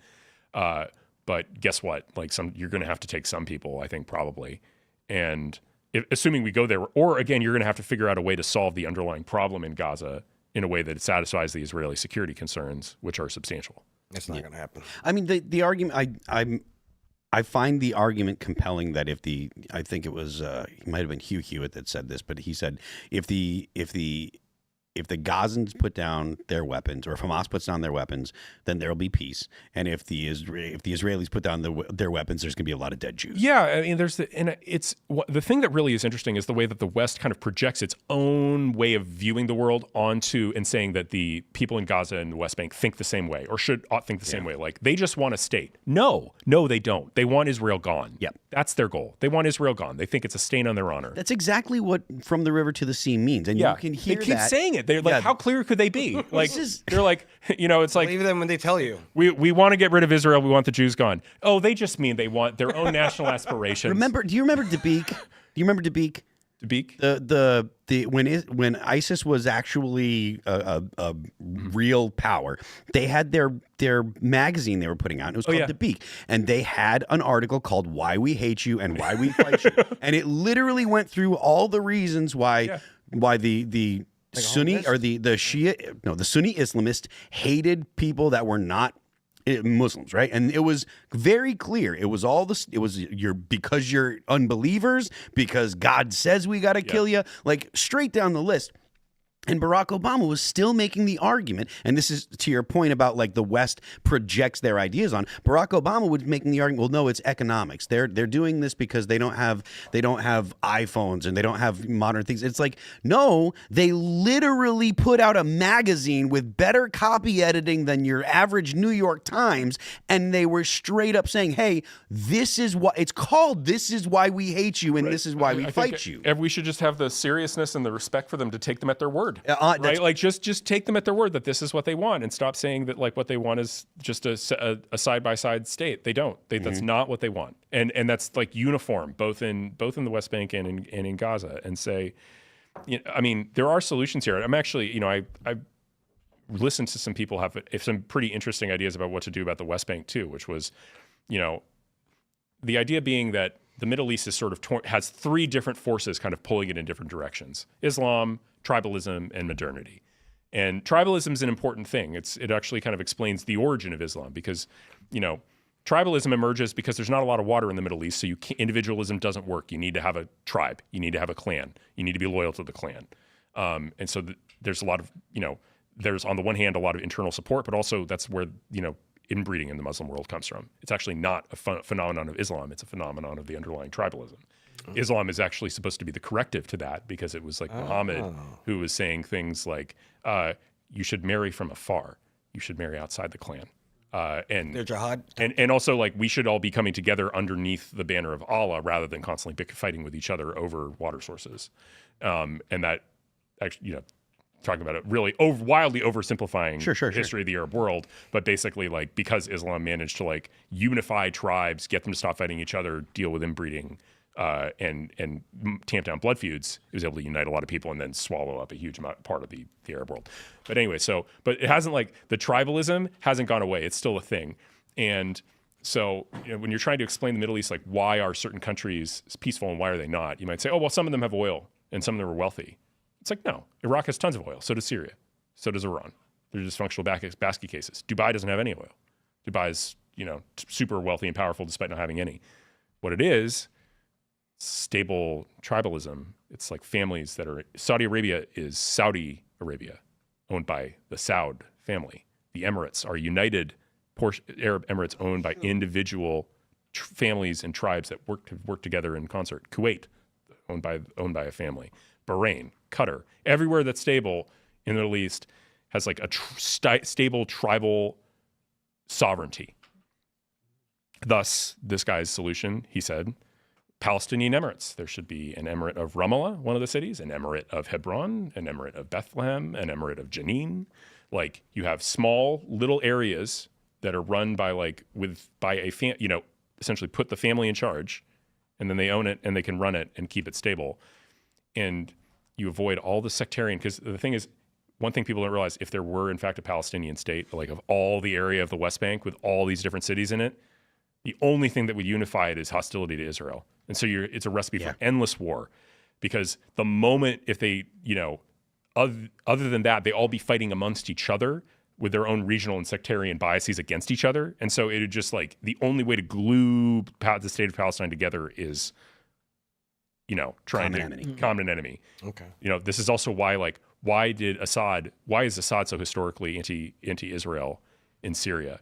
Well, he leads this hodgepodge of the Alawites and the Druze and the Sunnis and the Shias. And the only way you could get everybody to stick together is be like, those Jews, they suck. And so so that's like a sort of the short form explanation of why like the two-state solution isn't many reasons why the two-state solution is bad. It doesn't account for tribalism. It doesn't account for the clan structure of families in the region. And, better idea would be many, many smaller statelets, little emirates. City states, back in, Well, thank you. I had no idea about any of that. So now it makes a lot of sense. Yeah, I didn't either until 2 weeks ago, and then I listened to a guy explain it to me, and it made a lot of sense to me. So, All right. Well, I think we're gonna go ahead and go on over to super chats. We're gonna end on a positive note, like there. So smash the like button, share the show with your friends, and head on over to timcast.com and join our Discord. We're not doing an after show tonight, but you can call in and speak to our guests and speak to us. If you're a member of the Discord, you can find like-minded people. Maybe you'll get married. Maybe you'll start a podcast. Who knows? There's a lot of great things that happen over in the Discord. So go on over and join up. Opportunities abound. They are. Alpha Turkey says, well, Maine governor got nuked. So glad we have a president with big cojones. 1 month in, and I barely feel like we can keep up. I agree. It was, and that was one of the things that, even though I didn't mention, that was one of the things that I was thinking about when we were talking about how the president will, he will assert himself. And for people that don't know, Donald Trump and the Maine governor got into a disagreement today about federal funding. Actually, it was about trans women, so boys on girls' sports teams.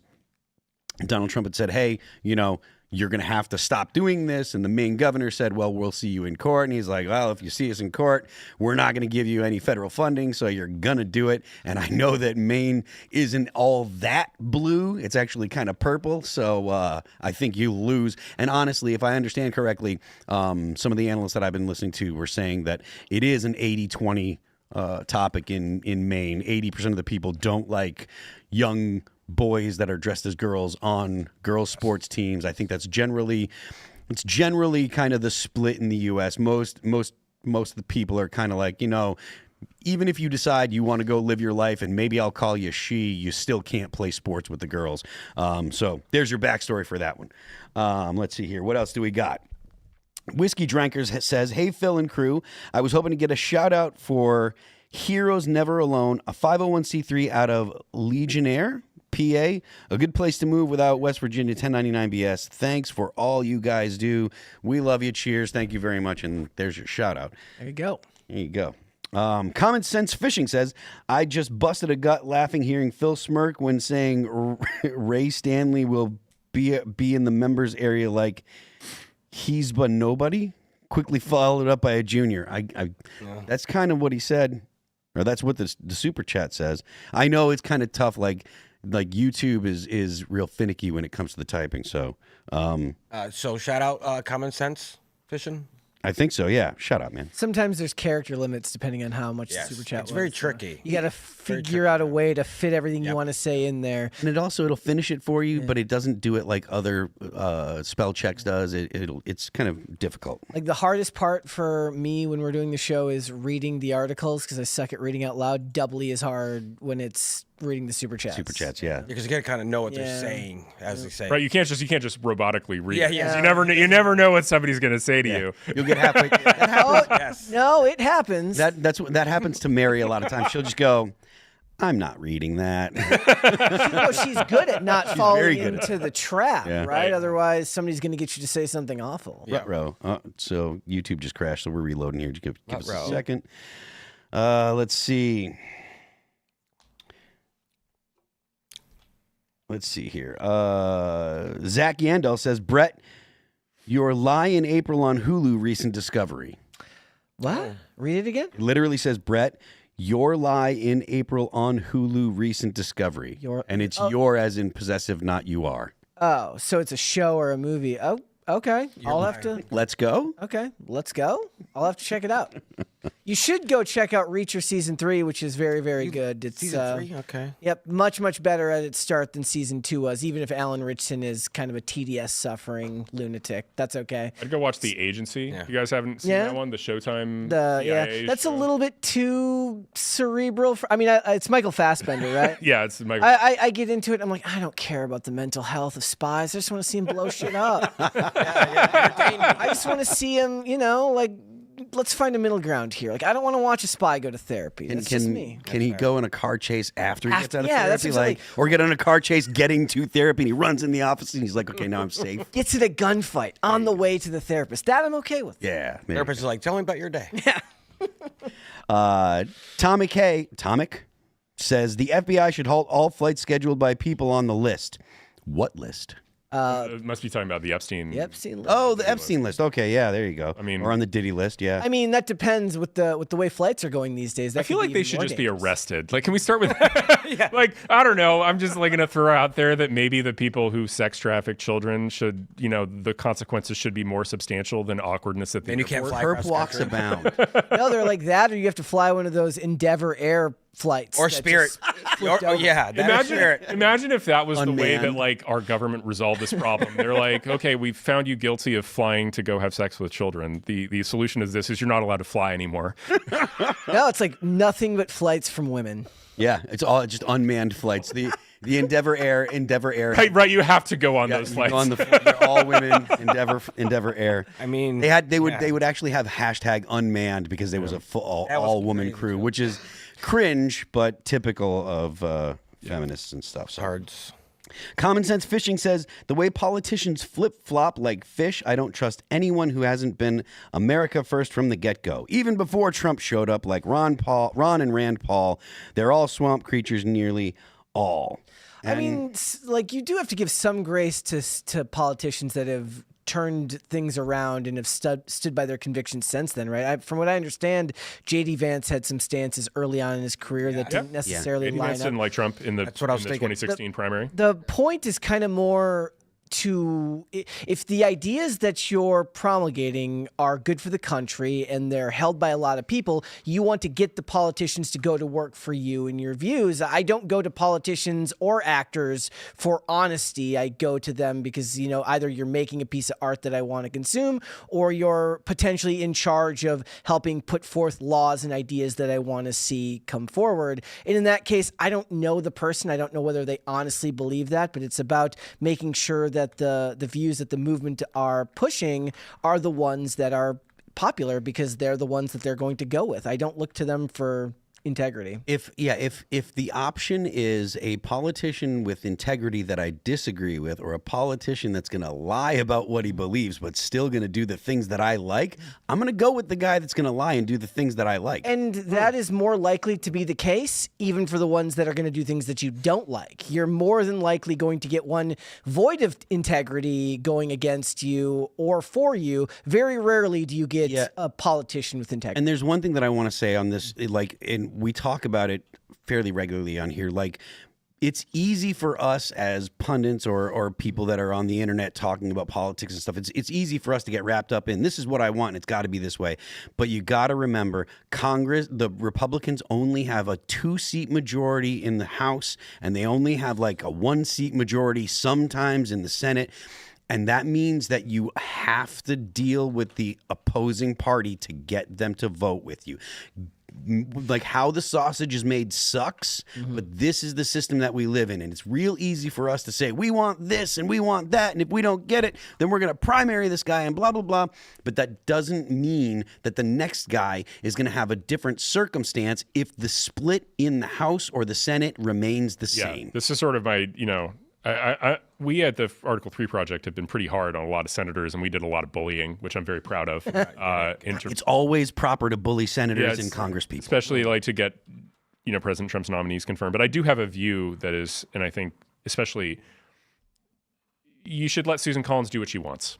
That's the view. Why is that? Because Susan Collins is as good as we're going to get in Maine. Yes. We're not going to get a better, the alternative to Susan Collins is a Democrat who votes with us 0% of the time. Susan Collins voting with us half the time is gravy. It's why the Democrats were so stupid when they complained about Joe Manchin constantly. Yeah. Joe Manchin's from here. He's a West Virginian. Yeah. Yep. You're lucky you get, West Virginia went 70% for Trump. You're lucky you get any votes ever. And you should be grateful every day that Joe Manchin doesn't just decide to switch parties and tell you to screw yourself. Well, yeah, and the difference is kind of that the Republicans look at that as somebody who's voting to support what his constituents want, whereas the left sees it as somebody who's not obeying their rules. Yeah, right. And I agree with you both totally. And I just think that it's important for it's incumbent on us to remind people that there are realities that we're dealing with, and whereas we're going to, like I said, we're going to sit here and pontificate, and we're going to say we want this, and we wish this, and we think this, that doesn't mean that changes anything in Washington, and the realities on the ground are always going to be the realities on the ground. If we can get 2/3 of the House and then a 75 seats in the Senate, then let's go do everything we want. Go make repeal everything, get rid of all the stuff we can get rid of. That sounds awesome to me, and I'm all for it. But considering we don't have that kind of majority, there are limitations as to what we can do. And if we end up with 2 big bills like they're talking about, it's better to have the stuff that you want and a bunch of garbage that you don't want than have nothing at all. And that's your option. A bunch of garbage to get the other people to vote for it, or else you don't get a bill that you like at all. So on the J.D. Vance thing, casual fishing is correct. I mean, he could have been. He's a Marine. He's from the Appalachian. He could have loved America his whole life. It didn't mean he was America first just because he judged Trump in a certain way. Mm-hmm. So he could have, he said what he said about Trump. He had his thoughts, but maybe in the back of his mind, a lot of people, he still loved his country. He still wanted to serve his country. So I give respect to that part. Absolutely. So we're going to go ahead and read some more super chats. Shane H. Wilder says, one thing I noticed MSM not covering is the 70 Christian martyrs beheaded by ISIS-linked terrorists in the Congo in the Kasanga massacre. I did not know about this at all. Is that recent? Well, I assume so. How do you spell that? Kasanga? K-A-S-A. Kasanga Church Massacre? Things that happen in Africa frequently get ignored unless it's North Africa. And they don't like to talk about any form of persecution that Christians face ever. Oh, yes. That's Dude, true. that's That all around the goes whole world. against Yep. the Marxist left-wing Very view true. in America. Which kind of speaks to the conversation we were having earlier. Like, even in the big tent MAGA movement, you do have people that are, even if they aren't true believers, they're fond of Christianity, Yeah. of religion. You know, they're not hostile to it, which is obviously much better. You know, this is, and it also connects to sort of the broader Israel point. Like, Israel's a lot more friendly to Christianity than its neighbors are. Yeah. A lot more. Yeah. You know, I spoke with a lot of, I could go into detail on this, but I spoke with a couple of Palestinian Christians who came to speak with us, and they had really, really interesting stories about, you know, like one of them was involved in like a sort of kind of Palestinian, like not terror group, but a Palestinian activist group. And he thought like he had his friends, and then one day, like one of these Islamists kidnapped his sister and brought them back to a different city. And he knew the people in there, and he went to the city, and he's like, "Hey guys, like I've been working with you all this time. I'm with you in this activist group. Like, can I get my sister out, please? Thank you." And they're like, "You're Christian. There's nothing for you here, like at all." You know, like and that's I guess that point I was making about like there's an underlying tribalism and sectarianism in a lot of Arab culture that like, oh, you're not our religion. Well, you're not us. So you know, oh, your sister got kidnapped. That's too bad. Like, Yeah. sucks for you. Yeah. Not our problem. I mean, that's, you know, and then you compare that to like what they get in Israel, where the Christians are definitely a minority in Israel, obviously. You know, and really what they're fighting for is to not be treated under the Arab rubric, because there's the Jewish rubric and the Arab rubric that are sort of settled in because those are the much bigger populations. And there's fights that the Christians are having to be like, no, we're different from both. Like, we want Christian education. We want our kids to be brought up Christian. And the Israeli government's like, yeah, okay, sure. Yeah. Tyrant God says, I found out in France you have to have a suppressor by law if you own a firearm, your safety of the public. The only reason why they are heavily regulated in the U.S. is control. Rock on, Phil. Cheers. You're totally right. And it's not just France. There's multiple places in Europe where a suppressor is actually mandatory. So How polite. How polite. It is polite. It is. I mean, if you put a can on a rifle, especially like a medium cartridge, like a 5.56 or whatever, like it's still got a loud snap when you're shooting it, but it's totally different than shooting that same rifle without any hearing protection and without a can. Man, it's one time when I first started shooting rifles, one time I went to the range and I forgot my ear pro, and I was like, oh, I'm gonna go ahead and shoot anyways. I shot one round. I was like, no, the hell I'm not. Yeah. And it was when I lived in Massachusetts. It was a 40-minute drive to the range, and it was a 40-minute drive home, and it sucked, but I was not shooting anymore because, man, that rings your bell. Yeah, no, I don't shoot often, but I think I got invited to go to a shooting range once, and it was the first time I'd gone shooting in like 20 years. And I go there, and I'm like, you forget if you don't do it how loud guns are. Like, just they are, you know, and I can hear it. I'm like, I hear my hearing. I can't tolerate this. And if I don't get out of this room, my hearing will be permanently damaged. Yeah, definitely. Like, I need to, you know, that's pretty rough. And I wonder how soldiers put up with that. I mean, do soldiers just have ear protection, or is it just something that nowadays most of your military, like, so, like, especially your infantry guys, most of them have some kind of ear pro. I always wore. I never did combat and all, but any training exercise, anything we did, always hearing protection. Did you have the plugs, or was it? It was the orange plugs. Orange plugs. No, you can't f around with the big old ears, the muffs. But so it'd just be Now the new helmet you can, man. They have you can put the muffs that are connected. Oh sure. Oh, that'd be nice. Yeah. Bop bop boop bop. Yeah. I could dig that. Yeah, they. Yeah. I'm not a robot. But that's one of the things. Like, I mean, the military.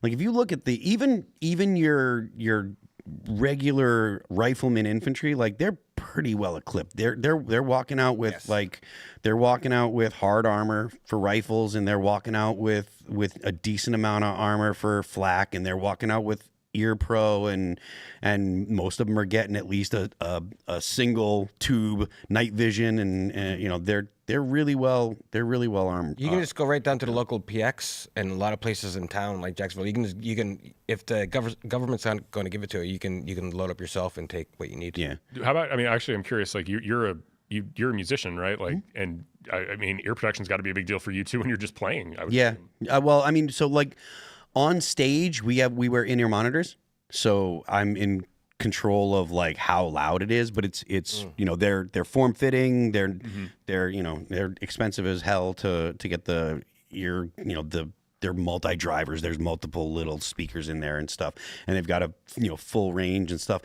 I've been doing it 25 years, and I have tinnitus. You know, on stage, I'll start out at a certain volume, and depending on the size of the stage or where we're playing, it's like if you're playing a smaller place and you're right on top of the drums or you're close to the drums, you kind of need to crank it up, and it gets loud in there. But if you're playing in a big arena, you kind of turn it down. But it's a real balancing act, because you want to be in the moment, and you want to be able to hear the crowd. So you have mics that are facing out to the crowd, and you have to turn those up, but then you've got a lot of splashback and stuff. So it's like I said, it's a balancing act, and it's tough. And I've definitely got tinnitus. I hear it ringing right now. That's part of the reason why I'll wear these for a little while, but before the end of the show, usually I'll end up taking them off, because just having that kind of over the ear, even though I turn every time I sit, no matter where I sit down, whoever was there before me has it way louder than I want it. I'll go and I'll sit down and where Mary does to do PCC, and she's got it cranked up, and I'm just jumps out of his seat because her volume is just sky high. I'm like, girl, you're gonna be deaf in a year. But yeah, it's a real thing. And I shoot a lot too, and I don't skimp on ear pro. I wear expensive. You have to. It's important. You can be old. You never gain your hearing back. Yep. Once your hearing's gone, it's gone. Yep. So let's see here. Awoken State, Florida says, first time super chat. Love you all and everything you do. Wanted to shout out my man's new channel, Department of Deportation. Also a website with t-shirts for sale. Let's go. I was hoping you can help get him some extra visibility, more viewers. Thanks. Congratulations on your new endeavor. Yep. Department of Deportation. Great name. Yo, it'll be so popular for the next 4 years. Yeah. Right? All right. Mystery Beard said, my vinyl of Anti-Fragile arrives Sunday. Sick, man. Thank you so much. I appreciate it. If you're looking to get a copy of All That Remains' new record, you can go to All That Remains online, or you can get it off of Amazon. I think they've got I think they have the CDs. If not, go to allthatremainsonline.com. We got them there.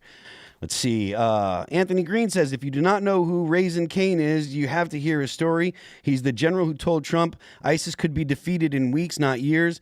It's legit Trump's funniest story from 45. I will check that out. That's worth looking into. All right.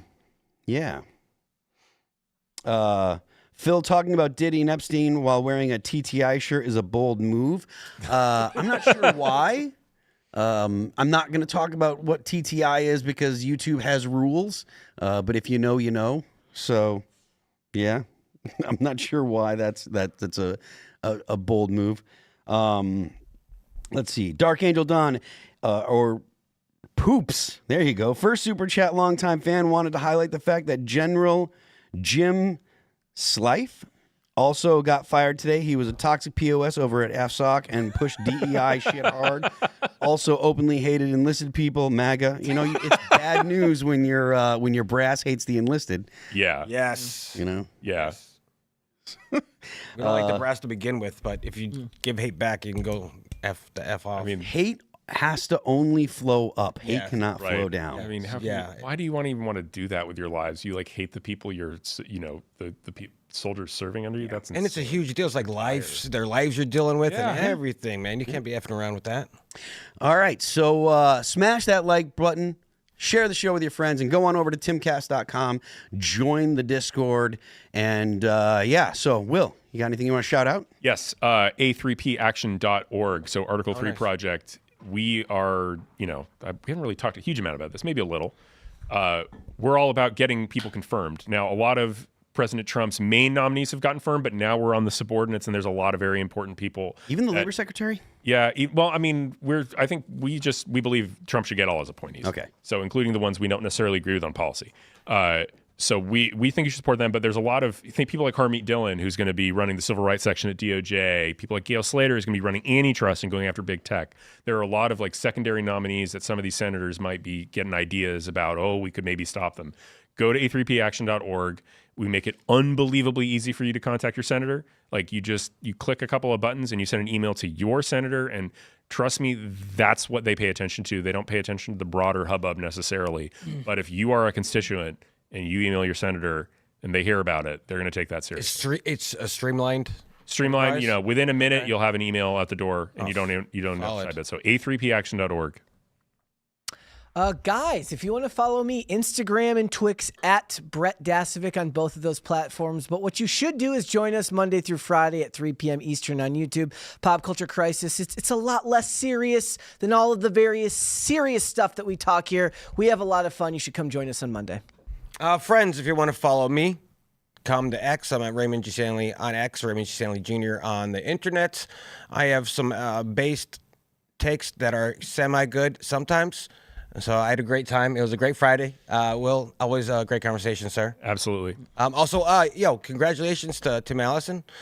They had the thing, and so that's Yes, congratulations. Shout out. I am Phil That Remains on X. You can subscribe to me there. I'm Phil That Remains Official on Instagram. The band is All That Remains. The new record dropped on January 31st. It is called Anti-Fragile. You can head on over to Apple Music, YouTube, Spotify, Pandora, Amazon Music, and Deezer to check it out. Please do. And also don't forget The Left Lane is for Crime. It is a Friday, so keep an eye out here for updates throughout the weekend, and we will see you all back here on Monday.